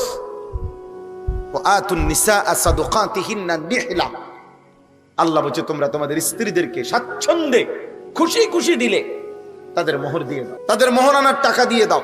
না, এটা দিবেন, এটা গুড়া, এটা 900। আল্লাহ আমাদেরকে মাফ করে দেন। চাচা, গুনাহ ছেড়ে মাফ চাইতে হয়। আল্লাহ কোরআনুল কারীমের মধ্যে বলছে, ইন্নী গাফফারুন লিমান তাবা ওয়া আমানা ওয়া আমিলা সালিহা। আমি তার জন্য গাফফার, 1 নম্বরে যে তওবা করে, তওবা করে মানে গুনাহ ছেড়ে দেয়। তওবার প্রথম অর্থ হলো গুনাহ ছেড়ে দেওয়া। 2 নম্বর ওয়া আমানা, যে আমি আল্লাহর কথা মেনে নেয়, তিন নাম্বার ওয়া আমিলা সালিহা, যে নেক আমল শুরু করে দেয় আল্লাহ বলে আমি তার জন্য গাফফার, আমি তার 70 বছর না 90 বছরের গুনাহ মাফ করে দেব। কিন্তু গুনাহ শতভাগ জাগাত রাখিয়া আপনি কিতা মাফসা গুনাহ জাগাত রাখিয়া, হ্যাঁ কাবা শরীফের ইমাম সাহেব আইনাও যদি আপনি টাকা দিয়া পয়সা দিয়া তওবা করান, কিতা তওবা? ইমাম সাহেব কি এর তওবা ফরায়? ইমাম সাহেব জানিনি আপনি এই পর্যন্ত কত জমি মেরে দিছেন? কথা কয় না। কত টাকা সুদ খাইছেন আপনি জানেননি? ইমাম সাহেব জানেনি? তো ইমাম সাহেব যদি টাকা 500 দিয়ে দায়িত্ব দিলেন পুরা আখেরাতটা ক্লিয়ার করে দিতে, কিতা ঘটনা কি? হ্যাঁ আখেরাত ইমাম সাহেবের আব্বার সম্পত্তি, হাসরের মাঠ ইমাম সাহেবের বাপের জমিন। তওবা কই? তওবা মানে হলো গুনাহ ছেড়ে দেওয়া। কথা বুঝছেননি আব্বা? ছেলেরা বাবা বুঝছো কিনা বলো? তওবা মানে গুনাহ ছেড়ে দেওয়া রে বাপ। জওয়ান বুড়া সবার জন্য বললাম, তওবা মানে প্রথম অর্থ এটা। আগে তো গুনাহ ছাড়তে হবে। কালউ মা কান, তওবার প্রথম অর্থ হলো সমূলে গোড়া সহ। কালউ মানে হলো শিকড় সহ উড়ায় ফেলা। এই গাছটারে একবারে শিকড় সহ মাটির তলের থেকে উঠে এলাম, এটারে কয় কালউন আরবিতে বলে। এই তওবার প্রথম অর্থ হলো গুনাহ একের গোড়া শুদ্ধ উড়াইয়া ফেলায়, আপাতত না, সাময়িক না, টোটাল ছেড়ে দিলাম। এটা হলো প্রথম অর্থ, কালউ মা কানা। এরপরে আইয়াজিমা আন লা ইয়াউদা ইলাইহা আবাদান। দ্বিতীয়ত হলো আল্লাহর নিকটে এ কথার মজবুত সিদ্ধান্ত দেওয়া যে আল্লাহ জেনে বুঝে এই গুনাহ আর কোনোদিন করব না। তিন নাম্বার হলো আইয়ান্দামা আলাইহা, লজ্জিত অনুতপ্ত হয়ে আল্লাহর কাছে মাফ চাওয়া। আল্লাহ আমি লজ্জিত, ভুল হয়েছে, আমি বুঝি নাই মাওলা, আপনি আমারে মাফ করে দেন। আল্লাহ বলেন এমন তিন জিনিস, এক নাম্বার ছেড়ে দিল গুনাহ, দুই নাম্বার আর করবে না ওয়াদা দিল, তিন নাম্বার লজ্জিত হয়ে মাফ চাইল। আমি আল্লাহ ওয়াদা দিলাম এমন বান্দার 90 বছরের গুনাহ, পাহাড় পরিমাণ গুনাহ, আসমান পরিমাণ গুনাহ, আমি জমিনের বালুকণা পরিমাণ গুনাহ আমি একসাথে মাফ করে দেব। গাফারতু লাকা ওয়ালা উবালি। আল্লাহ বলে কোনো পরোয়াও করব না, কাউরে বলবো না, তোমারে লজ্জাও দিব না, তোমারে কিছুই বলবো না বান্দা, শুধু শর্ত মতো আসো, আমি সব মাফ করে দেব। তবে শুধু নিয়ম মাফিক আসো, আমার সিস্টেম বাতলাইছি যেভাবে, আমি সেভাবে আসো। অতএব আজকে শুরুর কথাইটা, প্রথম কথাইটা আমাদের প্রত্যেকের জন্য আল্লাহকে মানা সম্ভব কিনা, ইসলামকে মানা সম্ভব কিনা, দ্বীনকে মানা সম্ভব কিনা। প্রিয় ভাই নওজোয়ান, এই আমার প্রথম অনুরোধ, নিজের দিকে যত্ন নাও, নষ্ট হয়ে যায়ও না। নষ্ট মাল, পচা মাল, আবর্জনা মানুষ ঘরে রাখে না, ফেলে দেয়। তুমি যদি নষ্ট হয়ে যাও, এই সমাজ, এই পৃথিবী কেউ তোমারে কাছে নিবে না, ফেলে দিবে, ছুঁড়ে মারবে, ছুঁড়ে। একদিন আপন বাবা মা, আমি তো প্রায় বলি একদিন আপন মা বাপ পর্যন্ত তোমারে ফেলে দিবে। একদিন বাবা বলে ফেলবে, বাপ পর্যন্ত বলে ফেলবে তার মার কাছে, মানে নিজের বিবির কাছে, বাদ দাও, নিজের ফুত, অথচ বল বাদ দাও, এই অজাতে আর মানুষ হইতো না, বাদ দাও তারে, তার পথে ছেড়ে দাও। জিগাও তারে বিদেশ যাইব নি, জিগাও নইলে ফাটাই দাও বিদেশ, আর নইলে বাড়ি ছাড়া করো, কোনানে যাইব কো, কাম করবো না, স্যার কি করবো না, কিতা দোয়ানদারি করবো, হেতের হেতের মতো আমি আর পারতেছি না। হায় নাফরমান, তোর বাপ যদি তোর এই ব্যাপারে বলে ফেলে, এবার তোর জন্য ভাববে কে? তোর মা যদি তোর ব্যাপারে বলে ফেলে, আফু তুই বুঝি মানুষ হইলি না, এবার তোমাকে নিয়ে ভাববে কে? কে কাঁদবে তোমার জন্য? এক ফোঁটা চোখের পানি ফেলবে কে? দুনিয়ার বিবিরাও তো স্বামীদের জন্য এতটা কাঁদে না, প্রত্যাশা করে অনেক অনেক কিছু, তার চাওয়া থাকে এই, কিন্তু মা তো কাঁদে, মা কাঁদে, মা নিঃস্বার্থ কাঁদে। মা জীবন শুধু বলেই যায়, কিচ্ছু লাগতো না। আমার 75 বছর বয়স, মা এই আজীবন একরকম, যখনই জিগাইছি মা কিছু লাগবো না, কিচ্ছু লাগতো না, কথাই একারে, কিচ্ছু লাগতো না। মা তো এমনই বলে, কিচ্ছু লাগবে না আমার, দোয়া করো মার লাগিয়া, দোয়া করো। তো সে মা যদি বলে ফেলে একদিন, হায় ফুট, তুই বুঝি আল্লাহরে ডাকবি না? কি হবে বাবা? মায়ের কলিজা যদি ভেঙে যায়, বাপের কলিজা যদি ভেঙে যায়, তোমার জন্য ভাববে কে? বন্ধুরা, এই শয়তান বন্ধুরা যে তোমাকে নারী দেখায়, ছবি দেখায়, অশ্লীল দৃশ্য দেখায়, যে তোমারে সারাক্ষণ অসভ্য নোংরা কথা বলে, মোবাইলের অশ্লীল ছবি দেখায়। এই জন্য আমি সবাইকে বল, আপনাদের বয়স্ক বাবা যারা আছেন আপনাদেরকে বল, নিজের আখেরাত বরবাদ করে খোদার কসম বিবি বাচ্চার এক জাররা উপকার করার দরকার নেই। হারামের টাকা দিয়া বউ পালনের দরকার নাই, হারামের টাকা দিয়া সন্তানকে পালনের দরকার নেই। সুদ নিয়েন না, কিস্তি নিয়েন না, ওজনে কম দিয়েন না, হারাম বাটপারি করেন না, মিথ্যা বলেন না। জমি যার যেটা তারে ওটা বুঝাইয়া দেন, রাস্তা যার যেটা তারে বুঝাইয়া দেন, গাছ যার যেটা তারে বুঝাইয়া দেন, বোনের সম্পত্তি দিয়ে দেন, চাচার সম্পত্তি দিয়ে দেন, ফুফুদের সম্পত্তি দিয়ে দেন, যার যা প্রাপ্য সব নিজের হায়াতে থাকতে সাফ করে দেন। আমনে বুঝ আমনে করে নেন আপনার আখেরাত। আপনার মরার পরে গরু জবগিরা মানুষ খাবাইব, আর গরুর কান্দে করে আপনি বেহেশতে যাইবেন? না, এত বাদ দুধ দিয়া খায় না, বুঝেন নাই? হ্যাঁ বেটা বুঝছে, আবার ওনারে বুঝাইছে যে আব্বা আপনি টেনশন করেন না, আপনি চিটারি বাটফারি করে যেমনি পারেন আপনি ঠিক করে যান, পরে আল্লাহর রহমতে গরু জবাই করে দিব, আপনি লেগে গ্রামে ভাত খাবাই দিব, সবাই মিললে আপনার বেহেস্ত আলগি দিয়ে দিয়ে ফেলব। গরুর কান্দে করে বেহেস্তে যাবেন? আপনার মৃত্যুর পরে তো যদি আপনার জন্য 1 কোটি টাকা খরচ করে, আপনার তো 1 টাকারও তখন দরকার নেই, আপনি তো মরিয়ে গেছেন। কথা বুঝেন নাই? এখন তো আমার 1 টাকাও দরকার, আমার মরার পরে তো আমার 100 কোটি টাকাও আমার কি দরকার? আমার দরকার কখন? এখন না, এখন আমার টাকা, আমি বাইচা আছি, আমার টাকা তো এখনই না আমি আল্লাহর পথে খরচ করব। এখনের 1 টাকা আর আমার মৃত্যুর পরে আমার জন্য 100 কোটি টাকা খরচ করলে বরাবর 1 টাকার দাম বেশি, কারণ এখন তো আমার প্রয়োজন, এখন তো আমার প্রয়োজন। আল্লাহ আমাদেরকে মাফ করে দেন। আমাদের প্রত্যেকের আমাদের ব্যাপারে নিজেদের একটা বড় গাফলতি। আমরা যাও কিছু আছে শারীরিকভাবে কিছু ইবাদত কম বেশি যাও আমরা করি, কিন্তু আমাদের যে অর্থ আল্লাহর দেওয়া, এই কথাটা আমরা বুঝতে চাই কম। আমাদের যে টাকা পয়সা, আয় উপার্জন, জায়গা জমি, এটা যে আমাদের আল্লাহর দেওয়া এবং এটার মধ্যে যে আল্লাহর হুকুম আছে, এটা যথোপযুক্ত বুঝার চেষ্টা করা আমাদের মধ্যে এই মানসিকতাটা কম। অথচ ইসলামের 3টি মৌলিক বিধান, গুরুত্বপূর্ণ বিধান, 2টা ফরজ, একটা ওয়াজিব, এটা আমাদের আর্থিক, আমাদের আল্লাহর দেওয়া অর্থ যেটা উপার্জন, আমাদেরকে আল্লাহ যা দিছে, যাকে যা তার সাথে সম্পৃক্ত।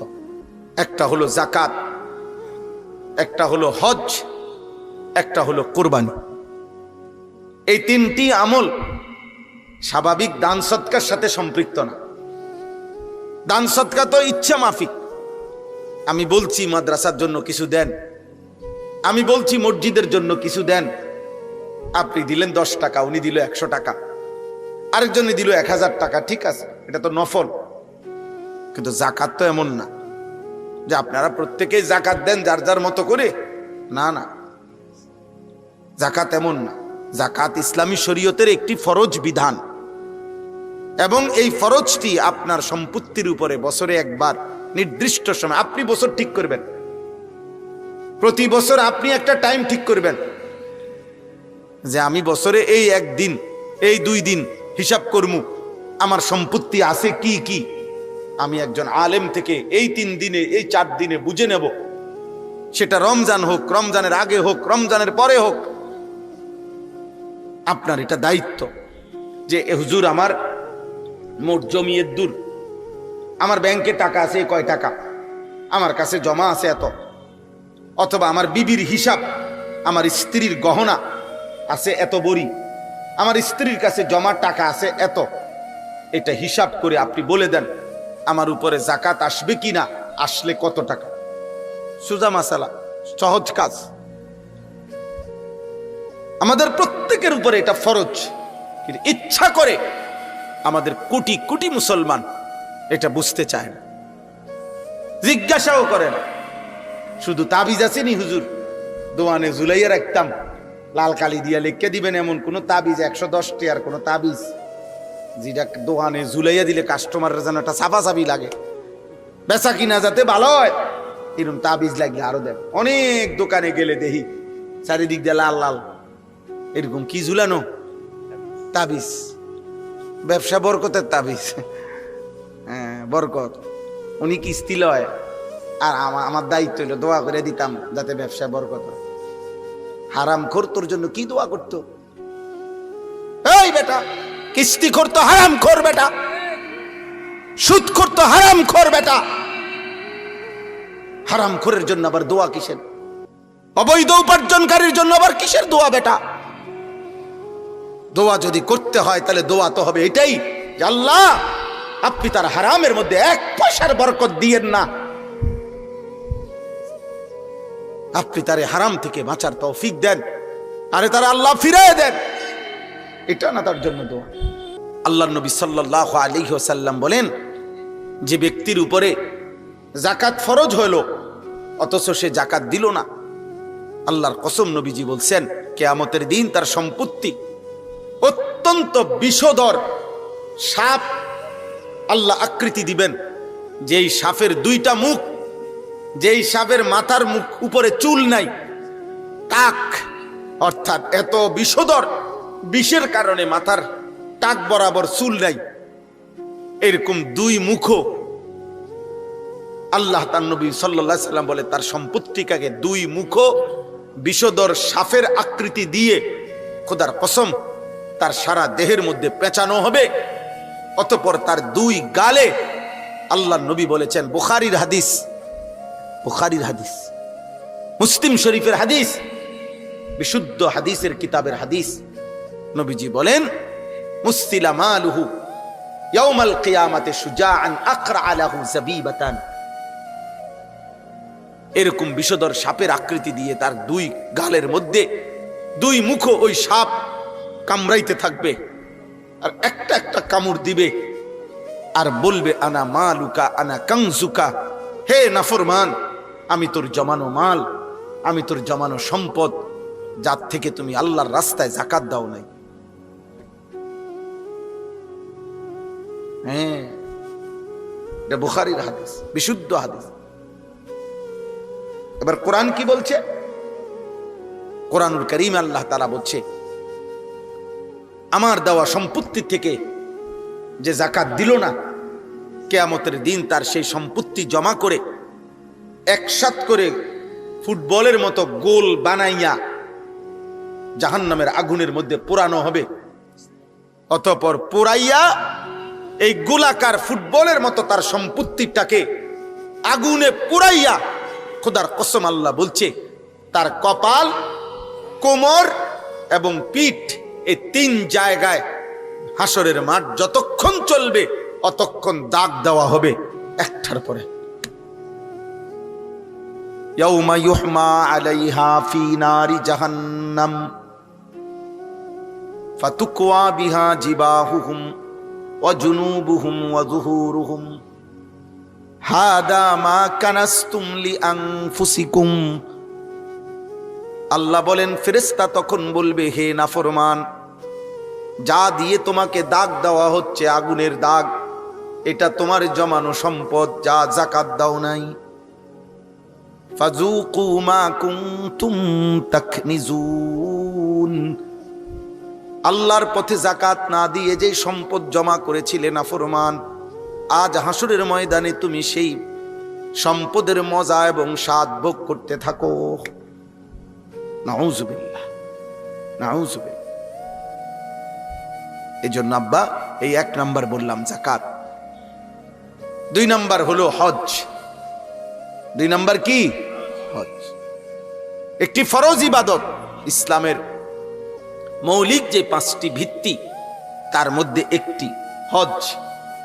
আল্লাহ নবী সাল্লাল্লাহু আলাইহি ওয়াসাল্লাম বলছেন, কি সাংঘাতিক কথা, নবীজি তার জীবনে আমার মনে হয় আর কোন পাপের কারণে এত বড় ভয়ানক কথা নবীজি বলে নাই, এমন মারাত্মক কথা। মানুষের জীবনের সবচেয়ে গুরুত্বপূর্ণ হলো তার মৌতটা কিসের উপরে হয়েছে। দুনিয়া মানুষ যদি 90 বছরও নাফরমানি করে করে কাটাইছে রে ভাই, কিন্তু যদি মৃত্যুটাও শেষ পর্যন্ত ইমানের মৃত্যু হয় তো ভাগ্যবান। যাক, বাচ্চা গেল। শেষ মরণটা হইছে কিসের? ইমানের মরণ। ইন্নামাল আমালু বিল খাওয়াতিম। নবীজি বলছেন শেষ অবস্থার উপরে আমলটা নির্ভরশীল। শেষ অবস্থা। আল্লাহ নবী সাল্লাল্লাহু আলাইহি ওয়াসাল্লাম বলেন, মহান আল্লাহ যেই ব্যক্তির উপরে হজ ফরজ করেছেন, শরীয়তের এই বিধান নির্দিষ্ট পরিমাণ, আপনার ইচ্ছার উপরে হজ ফরজ হয় না। আপনার মন চাইলে আপনি হজে যাবেন, মন না চাইলে যাবেন না, বিষয়টা এটা না। খোদার কসম না, আপনার পারিবারিক ব্যস্ততা এটা হজ্জের বিষয় না।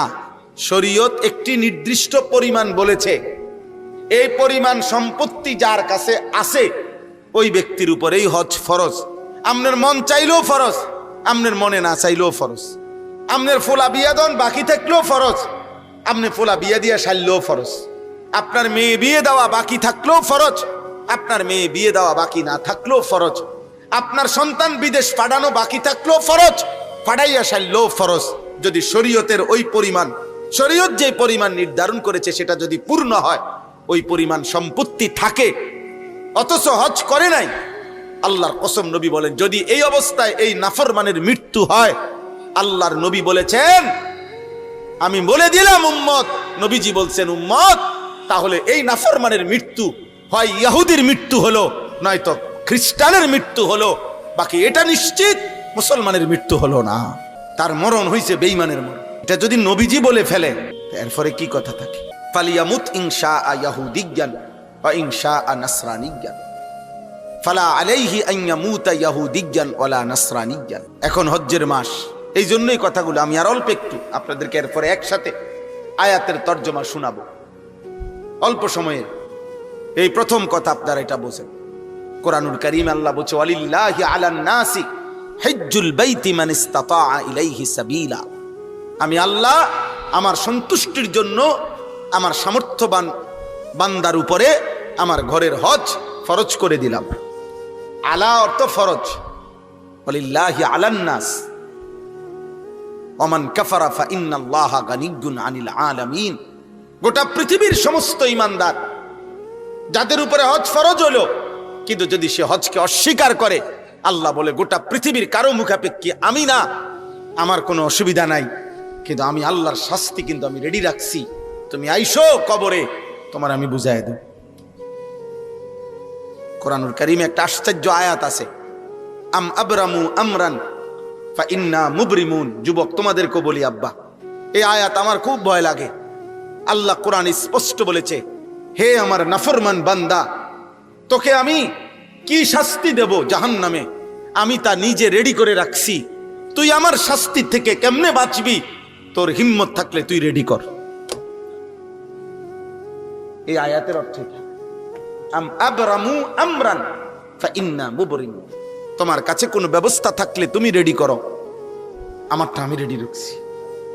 তোমার মিথ্যা, চুরি, জিনা, নারী, ছবি, অশ্লীল দৃশ্য, মোবাইল, যুবক বেনামাজি জীবন, এক ওয়াক্ত নামাজ পড়ো না, এই হাইওয়ান জন্তু জানোয়ারের এই জীবন অপেক্ষা করিস আব্বা, আল্লাহর হাত থেকে বাঁচ। মার থেকে তো বাচ্চা গেলি, বাপের হাত থেকে বাচ্চা গেলি, এই সমাজের কেউ তোর লগে পারলো না, তোর গাদ্দারি চেহারার কারণে, তোর চুলের কারণে, তোর সমবয়সী কিছু মাস্তান, কিছু সন্ত্রাসী, কিছু দুষ্ট শয়তানের লগে চলস, এই কারণে হয়তো তোরে কেউ কিছু বলার সাহস করে না, মনে করে এগুলা সব এক লগে যেডি হাঁটে এডি ডাকাত, এগুলা দৌড়ে বইব আমারে, এই জন্য হয়তো অনেকে বলে না। কিন্তু দুনিয়া থেকে না বাচ্চা গেলি আব্বা। মা দুর্বল দেখে পারলো না আর কি, বাপে দুর্বল দেখে পারলো না আর কি, মসজিদের ইমাম সব দুর্বল হইয়া পারলো না আর কি, এই মুয়াজ্জিন সব পারলো না আর কি, কিন্তু ওই মালিকের হাত থেকে বাঁচবা কেমনে? ইন্নাল মুজরিমিনা ফি আযাবি জাহান্নাম খালিদুন। আল্লাহ বলে নাফরমান জাহান্নামের আযাবে থাকবে চিরস্থায়ী। খালিদুন, খালিদুন অনন্তকাল, যাবজ্জীবন না, চিরস্থায়ী। যাবজ্জীবনেরও একটা লিমিট আছে। দুনিয়ায় যেটারে যাবজ্জীবন কারাদণ্ড কয়, এটাও কি না? যাবজ্জীবন না, এটার একটা পরিমাণ আছে, ওইটা পরিমাণ নাই। লা ইউফাত্তারু আনহুম ওয়া হুম ফীহি মুবলিসুন। আল্লাহ বলে 1 সেকেন্ডের জন্য লক্ষ কোটি বছরে জাহান্নামের আগুন বিরতি দেওয়া হবে না। অহুম ফীহি মুবলিসুন। আল্লাহ বলে জাহান্নামী অনন্তকাল জাহান্নামের মধ্যে বিষণ্ণ মলিন চেহারা নিয়েই পড়ে থাকবে, কোনোদিন হাসবে না। জাহান্নামী চিৎকারি করবে চিৎকার, আর আল্লাহ বলবেন ওমা যালামনাহুম ওয়ালাকিন কানু হুমুজ যালিমিন। বান্দা, আমি তোমার উপরে জুলুম করি নাই, আমি সময় দিয়েছি, আমি কিতাব দিয়েছি, আমি কখনো নবী কখনো উলামা পাঠিয়েছি, আমি আল্লাহকে চিনবার জন্য সব ব্যবস্থাপনা আমি রেখেছিলাম। আমি দুপুর 1টা বাজে জোহরের আজান দিছে, 4:30টায় আসরের আজান দিছে, 4.5-3 ঘন্টা পরে মাঝখানে 3.5 ঘন্টা নামাজের সময় ছিল, জোহর পড়তে পারতা। 1.25 ঘন্টা ফজরের ওয়াক্ত ছিল, নামাজ আদায় করতে পারতা, 4 রাকাত মাত্র নামাজ। 5 ঘন্টা কমপক্ষে বেলা মাকরুহ এশার ওয়াক্ত ছিল, ইজিলি তুমি পড়তে পারতা। আমি জুলুম করি নাই বান্দা, আমি জুলুম করি নাই।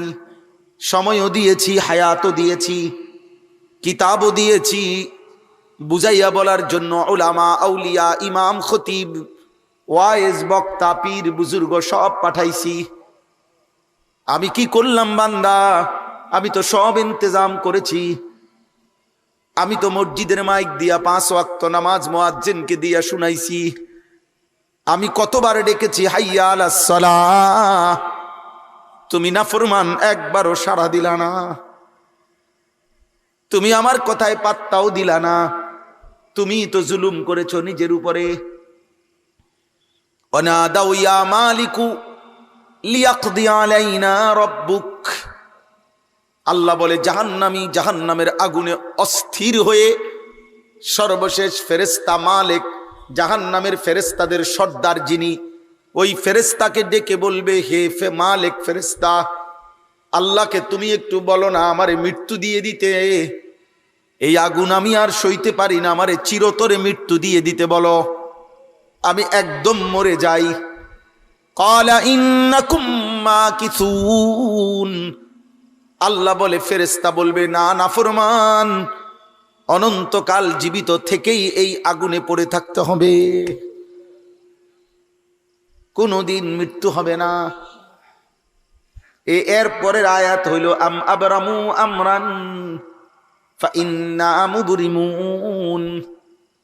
আল্লাহ বলেন, হে নাফরমান, তোকে আমি যেই শাস্তি দেব, মিথ্যা, চুরি, ডাকাতি, জিনা, ব্যভিচার, মদ, জুয়া, হে মা, হে বোন, বেপর্দা, বেহায়াপনার কারণে আল্লাহ বলেন আমি তোমার শাস্তি সব আইটেম জাহান্নামে রেডি রাখছি। তুমি আমার আযাব থেকে কেমনে বাঁচবা বান্দা? তোমার লোক তুমি রেডি করো। তোর কে কে আছে তোর বন্ধুরা বলে রাখিস। তোর কোন কোন আব্বা আছে তোর আব্বারে বলে রাখিস। তোর নেতা কেডা নেতারে বলে রাখিস। তোর কর্মীকে কর্মীরে বলে রাখিস। তোর আমেরিকার আব্বারে বলে রাখিস। তোর ট্রাম্প আব্বারে বলে রাখিস। তোর নেতানিয়াহু আব্বারে বলে রাখিস। আমিও দেখাবো তোকে, আমিও দেখাবো।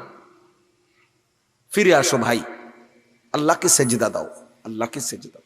ঘুরে ঘুরে আমি ফেরিওয়ালার মতো এক কথাই বলি, ফেরিওয়ালা মাল বদলায় না।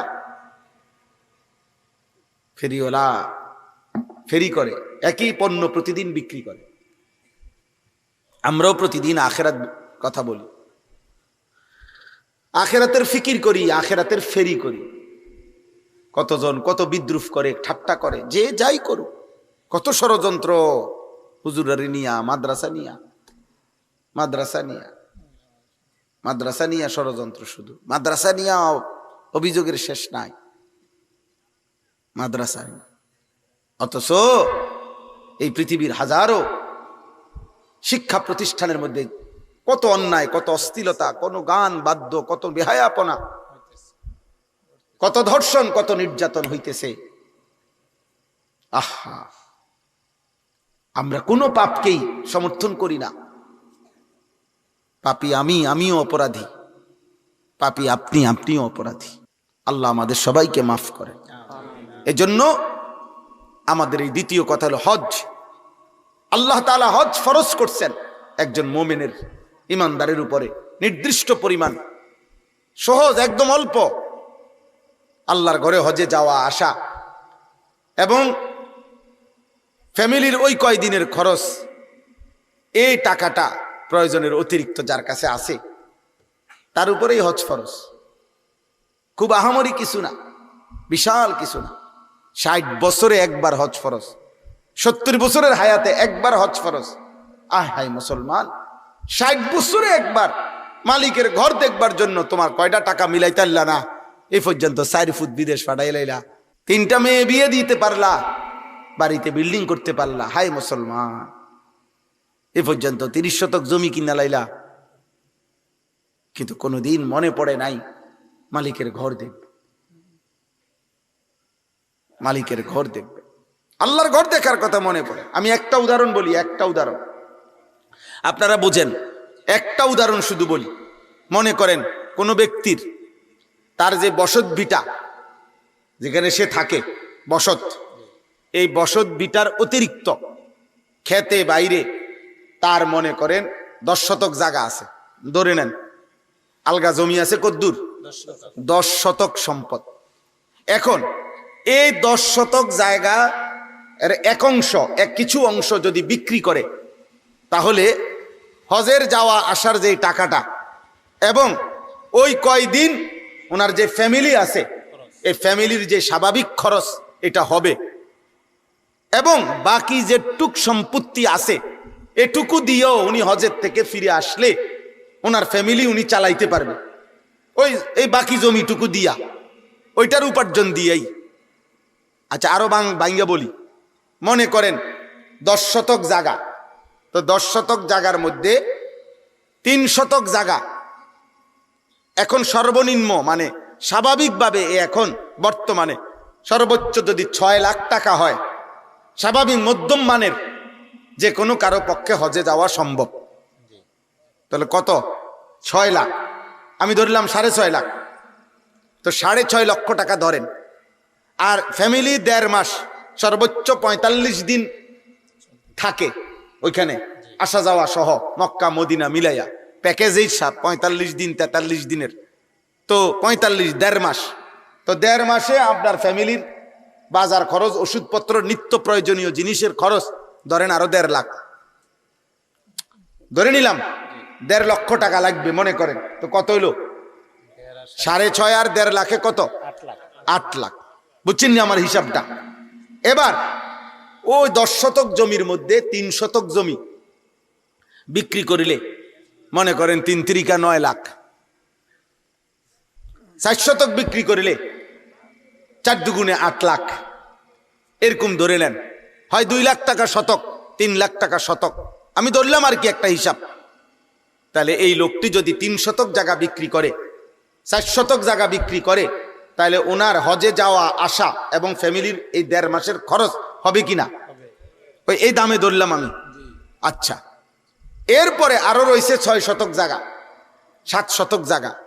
এই পৃথিবীতে ওনার আর কোনো বাজার নাই, ব্যবসা নাই, দোকান নাই, কিচ্ছু নাই ধরেন, শুধু আর এই 6 শতক জমি। আইয়া সারিলে উনি ইচ্ছা করলে এই 6 শতক জমিতে যে পরিমাণ ফসল হয় ওনার ফ্যামিলি চলবে ধরেন। যদি এটুকু হয়, আর কিচ্ছু নাই, ফুট বিদেশ নাই, আর কোনো দোকান নাই, ব্যবসা নাই, চাকরি নাই, কিচ্ছু নাই কামাই, শুধু এটুকু জমি আছে আলগা বসতের অতিরিক্ত, যেখান থেকে কিছু বিক্রি করলে হজ্জের টাকা এবং 1.5 মাসের এই ফ্যামিলির টাকা হবে। আর আসার পরে এই জমি দিয়ে ইচ্ছা করলে বাকিটা দিয়া ফ্যামিলির সংসার চালাইতে পারবে। বিশ্বাস করেন, এখানে ওলামায়ে কেরাম আছে, এই মুসলমানের উপরে হজ ফরজ, 100 ফরজ, 100 ফরজ। এই মুসলমান, এই বুড়া মিয়া যদি, এই মুসলমান যদি হজ না করে মৃত্যুবরণ করে, তা আল্লাহর নবী বলছে আমি জানি না হয় ইহুদি মরছে না খ্রিস্টান মরেছে। এখন বলেন তো আমাদের বাংলাদেশে একটু কল্পনা করেন তো কি পরিমাণ মুসলমানের উপরে হজ ফরজ। কথা কয় না, বুঝছেননি? আন্দাজ আসেনি? খবর আসেনি? কোনো খবর আছে? সেই দিনও তো মসজিদে 100 টাকা দিছে, কইলে কইব এটা হ্যাঁ, গত সপ্তাহে তো হুজুরে যেই বিরক্ত শুরু করছে, শেষ পর্যন্ত কইলাম যা টিয়া পয়সার মায়া করে আর লাভ নেই। বেশি বিরক্ত শুরু করছে হুজুরে, এতবার কয় একটা কথা না দিয়ে কেমনে পারি, তেসে দিছে বাপ, মসজিদে 100 টাকা দিয়ে দিছে। আল্লাহু আকবার। পুরুষ ওনার বংশধরের মধ্যে তো মনে কেউ এত টিয়া দিছে না। কত বড় কাম করে লাইছেন আপনি। এই 100 টাকার সাথে আপনি হজ মওকুফ করে লাইলেন, এই 100 টাকা দিয়ে আপনি জাকাত মওকুফ করে ফেললেন। আল্লাহ আমাদেরকে বুঝ দান করে। তাহলে এই জন্য আপনাদের প্রত্যেকের কাছে অনুরোধ, আপনারা আপনাদের সম্পত্তি যারা উপার্জন করেন, প্রবাসী অনেক লোক আছে, দেশের আছে, অনেক মা বোন আছে যাদের কাছে স্বর্ণ আছে, রূপাও আছে, অথবা যাদের কাছে কিছু স্বর্ণ আছে, কিছু জমা টাকাও আছে। এই জাতীয় অসংখ্য মহিলাদের উপরে হজ ফরজ, কোরবানি ফরজ। এই মহিলাদের হিসাব করা, ওনার সম্পত্তি উনি জানাইতে হবে। কোন আলেমে দ্বীনের কাছে তিনি জানাবে যে আমার সম্পত্তি আছে 2 ভরি, আরে স্বর্ণ, আমার কাছে টাকা আছে 20,000। এমন অসংখ্য মহিলাদের উপরে কোরবানি ওয়াজিব, পুরুষের উপরে কোরবানি ওয়াজিব। কোরবানির দিন 3 দিন, প্রথম দিন সুবহে সাদিক থেকে নিয়ে এসো, তৃতীয় দিন মাগরিব পর্যন্ত যার কাছেই আপনার 52.5 তোলা রূপা সমপরিমাণ টাকা অতিরিক্ত আছে, আসবে, মনে করেন এবারটা বাইতাইছে ঈদ উপলক্ষে, আইয়া আপনার 3 লাখ পাওনার টাকা আগের দিয়ে দিছে ঈদের দিন বা ঈদের পরের দিন সকালবেলা, বুঝেন নাই ঈশা? এটা আপনার অতিরিক্ত টাকা এখন পাইলেন আপনার উপরে। এই 52.5 ভরি রূপার দাম যদি হয় এই 3 লাখ টাকা, তাইলে আপনার উপরে কোরবানি ওয়াজিব। আপনি এই কোরবানি দিতে হবে। আর যদি না দিতে চান, এই টাকাটা বেটারে মাফ করে দিতে হবে। ভাই নিজ্ঞান, আপনি টেহা নিজ্ঞান, আমার নাহলে কোরবানি দন লাগবে। আপনি 3 লাখ টাকা আমরে দিয়া আমার 20,000 টাকা সেভ করলাম, এমন করলে হবে নি? না, আল্লাহ তো দেখছেন। আল্লাহ কি দেখছেন কিনা বলেন? রাসূলুল্লাহ সাল্লাল্লাহু আলাইহি সাল্লাম বলে দিয়েছেন, তখনকার যুগে ছাগল বকরি হিসাব করে জাকাত দিত। এই হিসাবে যাতে জাকাত না আসে, জন্য 2-1 জনে কৌশল বাইর করছিল। আপনার ছাগল কমায় লাইতো, 3-4 খানে কি করতো, এটা ছড়ায় রাখতো। হেনে 30টা, হেনে 40টা, হেনে 70টা। নাই, আমার কাছে এতটি নাই, 150টা ছাগল একসাথে নাই। আসলে ওই 3-4 খানে থুই আইছে। নবী সাল্লাল্লাহু আলাইহি ওয়াসাল্লাম স্পষ্ট ভাবে নিষেধ করছে, জাকাত থেকে বাঁচার জন্য তোমরা এমনটা কোনোভাবেই করো না, এমনটা করো না। আমার ভাই, অনেক রাত হয়েছে, আপনারা কষ্ট করছেন, কিন্তু আপনাদের কাছে এই মৌসুম এখন হজ্জের মৌসুম, কোরবানির মৌসুম। এই জন্য বললাম, নবীজি বলছে যার সামর্থ্য আছে অথচ কোরবানি আদায় করে নাই, খোদার কসম নবী বলছে ফালা ইয়াকরাবান্না মুসাল্লানা, সে যেন আমাদের ঈদগাহে না আসে, সে যেন মুসলমানদের সাথে নামাজে না আসে। তুমি আইসো না। সামর্থ্য ছিল কোরবানির, বাফে ফুতে বিদেশ থেকে টাকা পাঠায়, টাকা 30,000 দিয়া দিছে, বাইত কোরবানি দিয়েন, বাইত কোরবানি দিয়েন, আব্বার নামে কোরবানি দিছে, মার নামে। তো তোমার কাছে না টাকা আছে, তো তোমার উপরে যে কোরবানি ওয়াজিব সেটা কই? বলবে যে বাড়িতে না টাকা দিছি। তো বাড়ির যে টাকা দিছে এটা তো তুমি সারা বছরই বাড়িতে টাকা দাও, বছরে অন্য সময় সে টাকা দেয় না, কথা বলেন না? তো বাবা মারে তো তুমি টাকা দিছো, তো তোমার নিজের হুকুম কই, তোমার ওয়াজিব আদায় হলো কই? শহরে ছেলেটা চাকরি করে, বাজারে ব্যবসা করে, বিয়ে করে নাই বুঝলাম, একসাথে সংসার, কিন্তু তোমার তো উপার্জন আছে। তো তোমার ঈদের দিনের হিসাবে যদি 52.5 ভরি রূপার দাম সমপরিমাণ টাকা তোমার কাছে অতিরিক্ত থাকে, তোমার উপরে তো কোরবানি ওয়াজিব না। হেতে টাকা 10,000 হেতে দিছে, বড় মিয়া দিছে 15,000, মাঝা মিয়া দিছে 18,000, মিলাইয়া বাইত কোরবানি দিছে। এটি নিয়ে কোরবানি? কোরবানি বুঝি এমনি হয়? কোরবানি বুঝি ফ্যামিলি প্রতি একজন, কথা বলেন না কেন? কোরবানি মানে কি আমরা ঘরে একটা শরীক কোরবানি হইলেই হইলো, এটা নিয়ে কয় কোরবানি? যত জনের উপরে কোরবানি ওয়াজিব, মাথা পিছু প্রত্যেকের উপরে কোরবানি দিতে হবে। এটা তো ইবাদত, এটা তো গোশত না, এটা কি ইবাদত, এটা তো ইবাদত। আল্লাহ আমাদেরকে বুঝ দান করেন। অতএব আমরা আজকে আপনাদের কাছে সংক্ষেপে এই তিনটা, এটা নফল না, এটা ফরজ এবং ওয়াজিব। জাকাত, হজ, কুরবানি। দয়া করে প্রত্যেক ছেলেদের মধ্যে যারা আসো, উপার্জন করো, উপার্জন, চাকরি করো, ব্যবসা করো, ক্ষেত করো, বিদেশ থাকে, শহরে চাকরি করে, যাদের রোজগার আছে, রোজগার উপার্জন আছে, এমন প্রত্যেক মুসলমান আপনাদের কাছে অনুরোধ, আপনারা অবশ্যই অবশ্যই কোন নির্ভরযোগ্য আলেমের কাছে জিজ্ঞাসা করে নিবেন, বলে নিবেন যে হুজুর আমার এত টাকা আছে, আমার উপরে কোরবানি আসবে কিনা, বলেন ইনশাআল্লাহ। আমরা বললাম, আপনাদের কাছে অনুরোধ করলাম, এটা আমাদের দায়িত্ব, এটা আমাদের দায়িত্ব। আমার উপরে হজ ফরজ কিনা আপনি বলেন, আর কি এর হজ, অনফোলা বিয়ে দিয়ে সারছি না, মেয়ে বিয়ে দিয়ে সারছি না, এগুলো কোনো কথা না, এগুলোর সাথে কোনো হজ্জের বিধান নয়। হজ আল্লাহর পক্ষ থেকে ফরজ ইবাদত। নবীজি সাল্লাল্লাহু আলাইহি সাল্লাম বলছেন, তাবিউ বাইনাল হজ্জ ওয়াল উমরা, তোমরা পরপর হজ করতে থাকো, উমরা করতে থাকো। নবীজি ওয়াদা দিছেন, হজ করিলে, উমরা করিলে, আল্লাহর কসম নবী বলছে, তোমাদের দারিদ্রতা, অভাব এবং গুনাহ এভাবে মুছে যাবে, মিটে যাবে, সরে যাবে, যেভাবে লোহা, স্বর্ণ, রৌপ্য আগুনের মধ্যে ঝংকার পুরাইবার জন্য আগুনে দিয়া যেমনে লোহার ঝংকার, স্বর্ণের খাদ যেভাবে পরিষ্কার করে, আল্লাহ নবী বলেন হজ এবং উমরা তোমাদের অভাব, দারিদ্রতা এবং গুনাহ এভাবে পরিষ্কার করে। সুবহানাল্লাহ। ফাইন্নাহুমা ইয়ানফিয়ানি ফাকরা ওয়াদ দুনুব। নবীজি বলছেন, মা আমআরা হাজ্জুন কাত্তু, হাজি আল্লাহর ঘরে খরচ করে কোনোদিন ফকির হবে না, অভাবী হবে না। এই পৃথিবীতে কোনোদিন এমন ঘটনা ঘটে নাই, দোকান করে মাইর খায়, ব্যবসা করে মাইর খাইছে, বিদেশ গিয়া মাইর খাইছে, গাড়ি কিন্না মাইর খাইছে, কিন্তু হজ করে, আল্লাহর ঘরে খরচ করে, আল্লাহর কসম, আল্লাহ নবীর ওয়াদা, এমন কেউ পৃথিবীতে বলতে পারবে না যে আমার তো টাকা পয়সা ছিল কিন্তু আজ আমি পথের ফকির হয়ে গেছি হজ কইরা, আল্লাহর ঘরে খরচ করতে গিয়ে আজ আমি ফকির, এমন কোন কথা পৃথিবীর কেউ বলতে পারে নাই, পারবেও না। এটা নবীজির ওয়াদা, এটা নবীজির কি ওয়াদা। নবী সাল্লাল্লাহু আলাইহি ওয়াসাল্লাম বলছেন, কোরআনে আল্লাহ বলছেন, বিয়ে করো মোমেন, তুমি অভাবী, আল্লাহ তাআলা বলছেন আমি ওয়াদা দিলাম বিবাহের বরকতে আমি তোমারে ধনী বানায় দেব। জিনা করো না, জিনাতে জীবন যাবে। অশ্লীল নারী দেখো না, অসভ্য নোংরা ছবি দেখো না, হালাল পবিত্র বিয়ের অপেক্ষা করো, আল্লাহ তাআলা তোমারে ধনী বানায় দিবে, আল্লাহ ধনী বানায় দিবে। ইন ইয়াকুনু ফুকারা ফাসাউফা ইউগনিহিমুল্লাহু মিন ফাদলি, সূরা নূরের আয়াত। অনেক যুবক ছেলে খুশি হইছো না, তো খুশি হলে তো ভালো, আমিও চাই, কিন্তু তুমি তো হালাল বিবাহের অপেক্ষা করো। তুমি কুত্তার মতো নারী দেখো কেন? তুমি জানোয়ারের মতো মোবাইলের উলঙ্গ ছবি দেখো কেন? তোমার মা নাই, তোমার বোন নাই, তোমার খালা নাই, তোমার ফুফু নাই? এই জন্য পৃথিবীর সবচেয়ে নিকৃষ্ট চরিত্রহীন,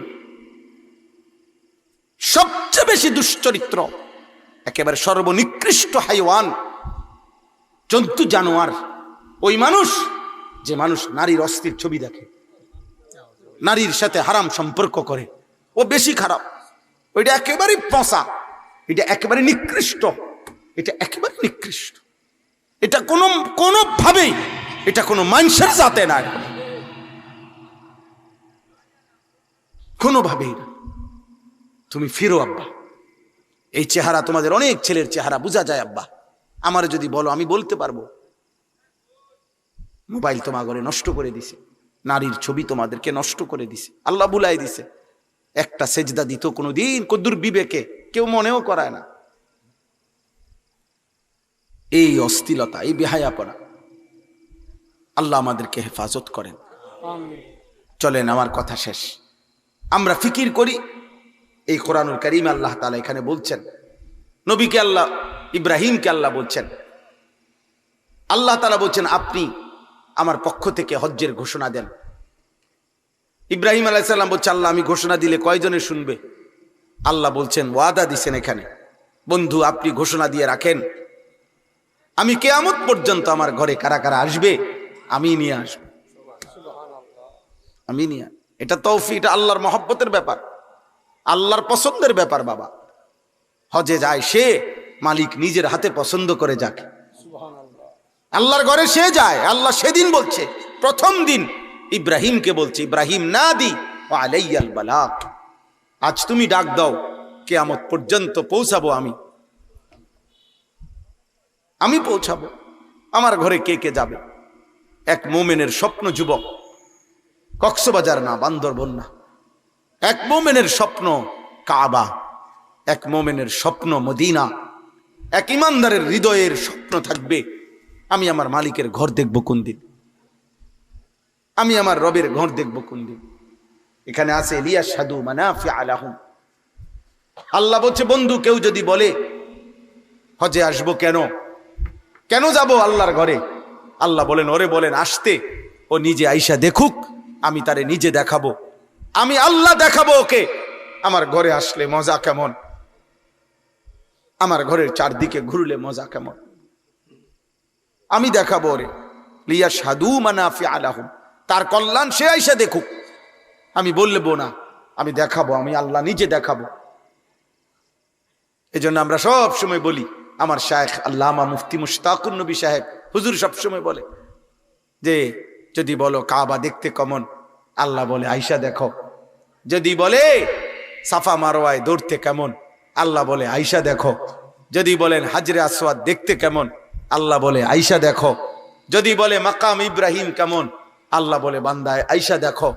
সাফা মারওয়া মিনা কেমন, মুজদালিফা কেমন, আরাফা কেমন, হজের এক এক রাত কেমন, এক এক দিন কেমন, আল্লাহর ঘরের এক এক ঘন্টা কেমন, আল্লাহ বলে বান্দা তুমি আসো, আমি তোমারে আসলেই দেখাবো। এই জন্য তোমরা সবাই নিয়ত করে, জোয়ান ভাই তোমরা নিয়ত, 1000 টাকা আলাদা করে নিয়ত করো, আমি আল্লাহর ঘরে যাব, আল্লাহর ঘরে যাব। আমরা হযরত মাওলানা আবু তাহের মিসবাহ সাহেব হযরতের হজ্জে যে বছর গেছে, ওনার কিতাবের মধ্যে আছে বাইতুল্লাহর মুসাফিরে, এক বাচ্চা, ছোট্ট বাচ্চা আল্লাহর ঘরে যাইতেছে, উনি ওনারে 2টা চকলেট হুজুরের হাতে দিয়া বলছে, তুমি আল্লাহর ঘরে যাচ্ছ, আমার পক্ষ থেকে আল্লাহকে দিও। এই 2টা চকলেট বলছে, কয় যে আল্লাহরে দিও, তুমি আল্লাহর কাছে না যাচ্ছ, আল্লাহকে দিও এটা। হযরত মাওলানা আবু তাহের মিসবাহ সাহেব বলেন, আমি এই 2টা চকলেট নিয়ে গেছিলাম মক্কায় আল্লাহর ঘরের কাছে, আর মনে মনে ভাবতেছিলাম আমার এই বাচ্চার আমানত আল্লাহকে দিতে বলছে, আমি কেমনে দিব, আমি কি করব এটা। তখন তিনি বলেন, আমার একটা হাদিস মনে পড়ছে, আল্লাহ পাক হাদিসে কুদসিতে বলছে, আমার কোনো ক্ষুধার্ত বান্দাকে যদি তুমি খাওয়াইতে, সেটা আমাকেই খাওয়ানো হইতো। কয় তখন আমি সেই 2টা চকলেট একটা ফকির, একটা অভাবী মানুষ যে হাত পাচ্ছে, তার বাচ্চাটার হাতে তুলে দিছি, আমি বাচ্চার আমানত বুঝাই দিছি। এজন্য আজকে এই রাত গভীরে চলেন নিয়ত করি, আমরা আল্লাহর ঘর দেখবো ইনশাআল্লাহ, মদিনার রওজা দেখব। রাসূলুল্লাহ সাল্লাল্লাহু আলাইহি সাল্লামকে কতদিন থেকে আমরা ডাকি, কতবার নবীর নাম নিলাম, তিনি আছেন মদিনায়, ওনার কাছে গিয়ে দেখবো না আমরা? এই আকাঙ্ক্ষা যদি হৃদয়ে না থাকে, মোমেন কিসের, মোমেন কিসের? আমার এক পরিচিত মাওলানা, উনি গত বছর উমরার সফরে, ওনারে আমি যখন নবীজির রওজার সামনে নিয়ে গেছি, দেখি সে কাঁদতেছে। পরে বাইরে হইয়া কইলাম, কাঁদলি কেন? কাঁদতেছিলাম আর ভাবতেছিলাম যে হায় এতদিন কেন আসলাম না, কেন আসলাম না আপনার কাছে। এই জন্য আমরা প্রত্যেকে ইনশাআল্লাহ আল্লাহর ঘর দেখার নিয়ত করি। বলেন ইনশাআল্লাহ, বলেন ইনশাআল্লাহ। আল্লাহ সবাইকে তৌফিক দান করেন। কিশোর ভাই, যুবক ভাই, নামাজ পড়ো, আব্বার নিজের উপরে দয়া করো, তোমার ভালো তুমি করো। এই পৃথিবীর কেউর সময় নাই তোমার নিয়ে ব্যস্ত হওয়ার, তোমার ভাবনা তুমি ভাবো। এমন সুন্দর জীবন নারী ছবি দেখে নষ্ট করো না, এমন রাত এমন হায়াত আর ফিরবে না। নিজেরে বরবাদ করে দিও না। আল্লাহ আমাদের সবাইকে তৌফিক দান করে। এই মাদ্রাসাটা আল্লাহ তাআলা কবুল করে নেন। মৌলানা সাহেব বললেন, ওনার আব্বারে দেখাইলেন, অনেক কষ্ট অনেক ভালোবাসা নিয়ে নতুন মাদ্রাসাটা শুরু করেছে। মুসলমানের মেয়েদেরকে দিন শেখাবে। আল্লাহ তাআলা যেন শতভাগ পর্দা পুশিদার সাথে, তাকওয়ার সাথে, গুনাহমুক্ত পরিবেশে মাদ্রাসাটা আল্লাহ যেন কবুল করে নেয়।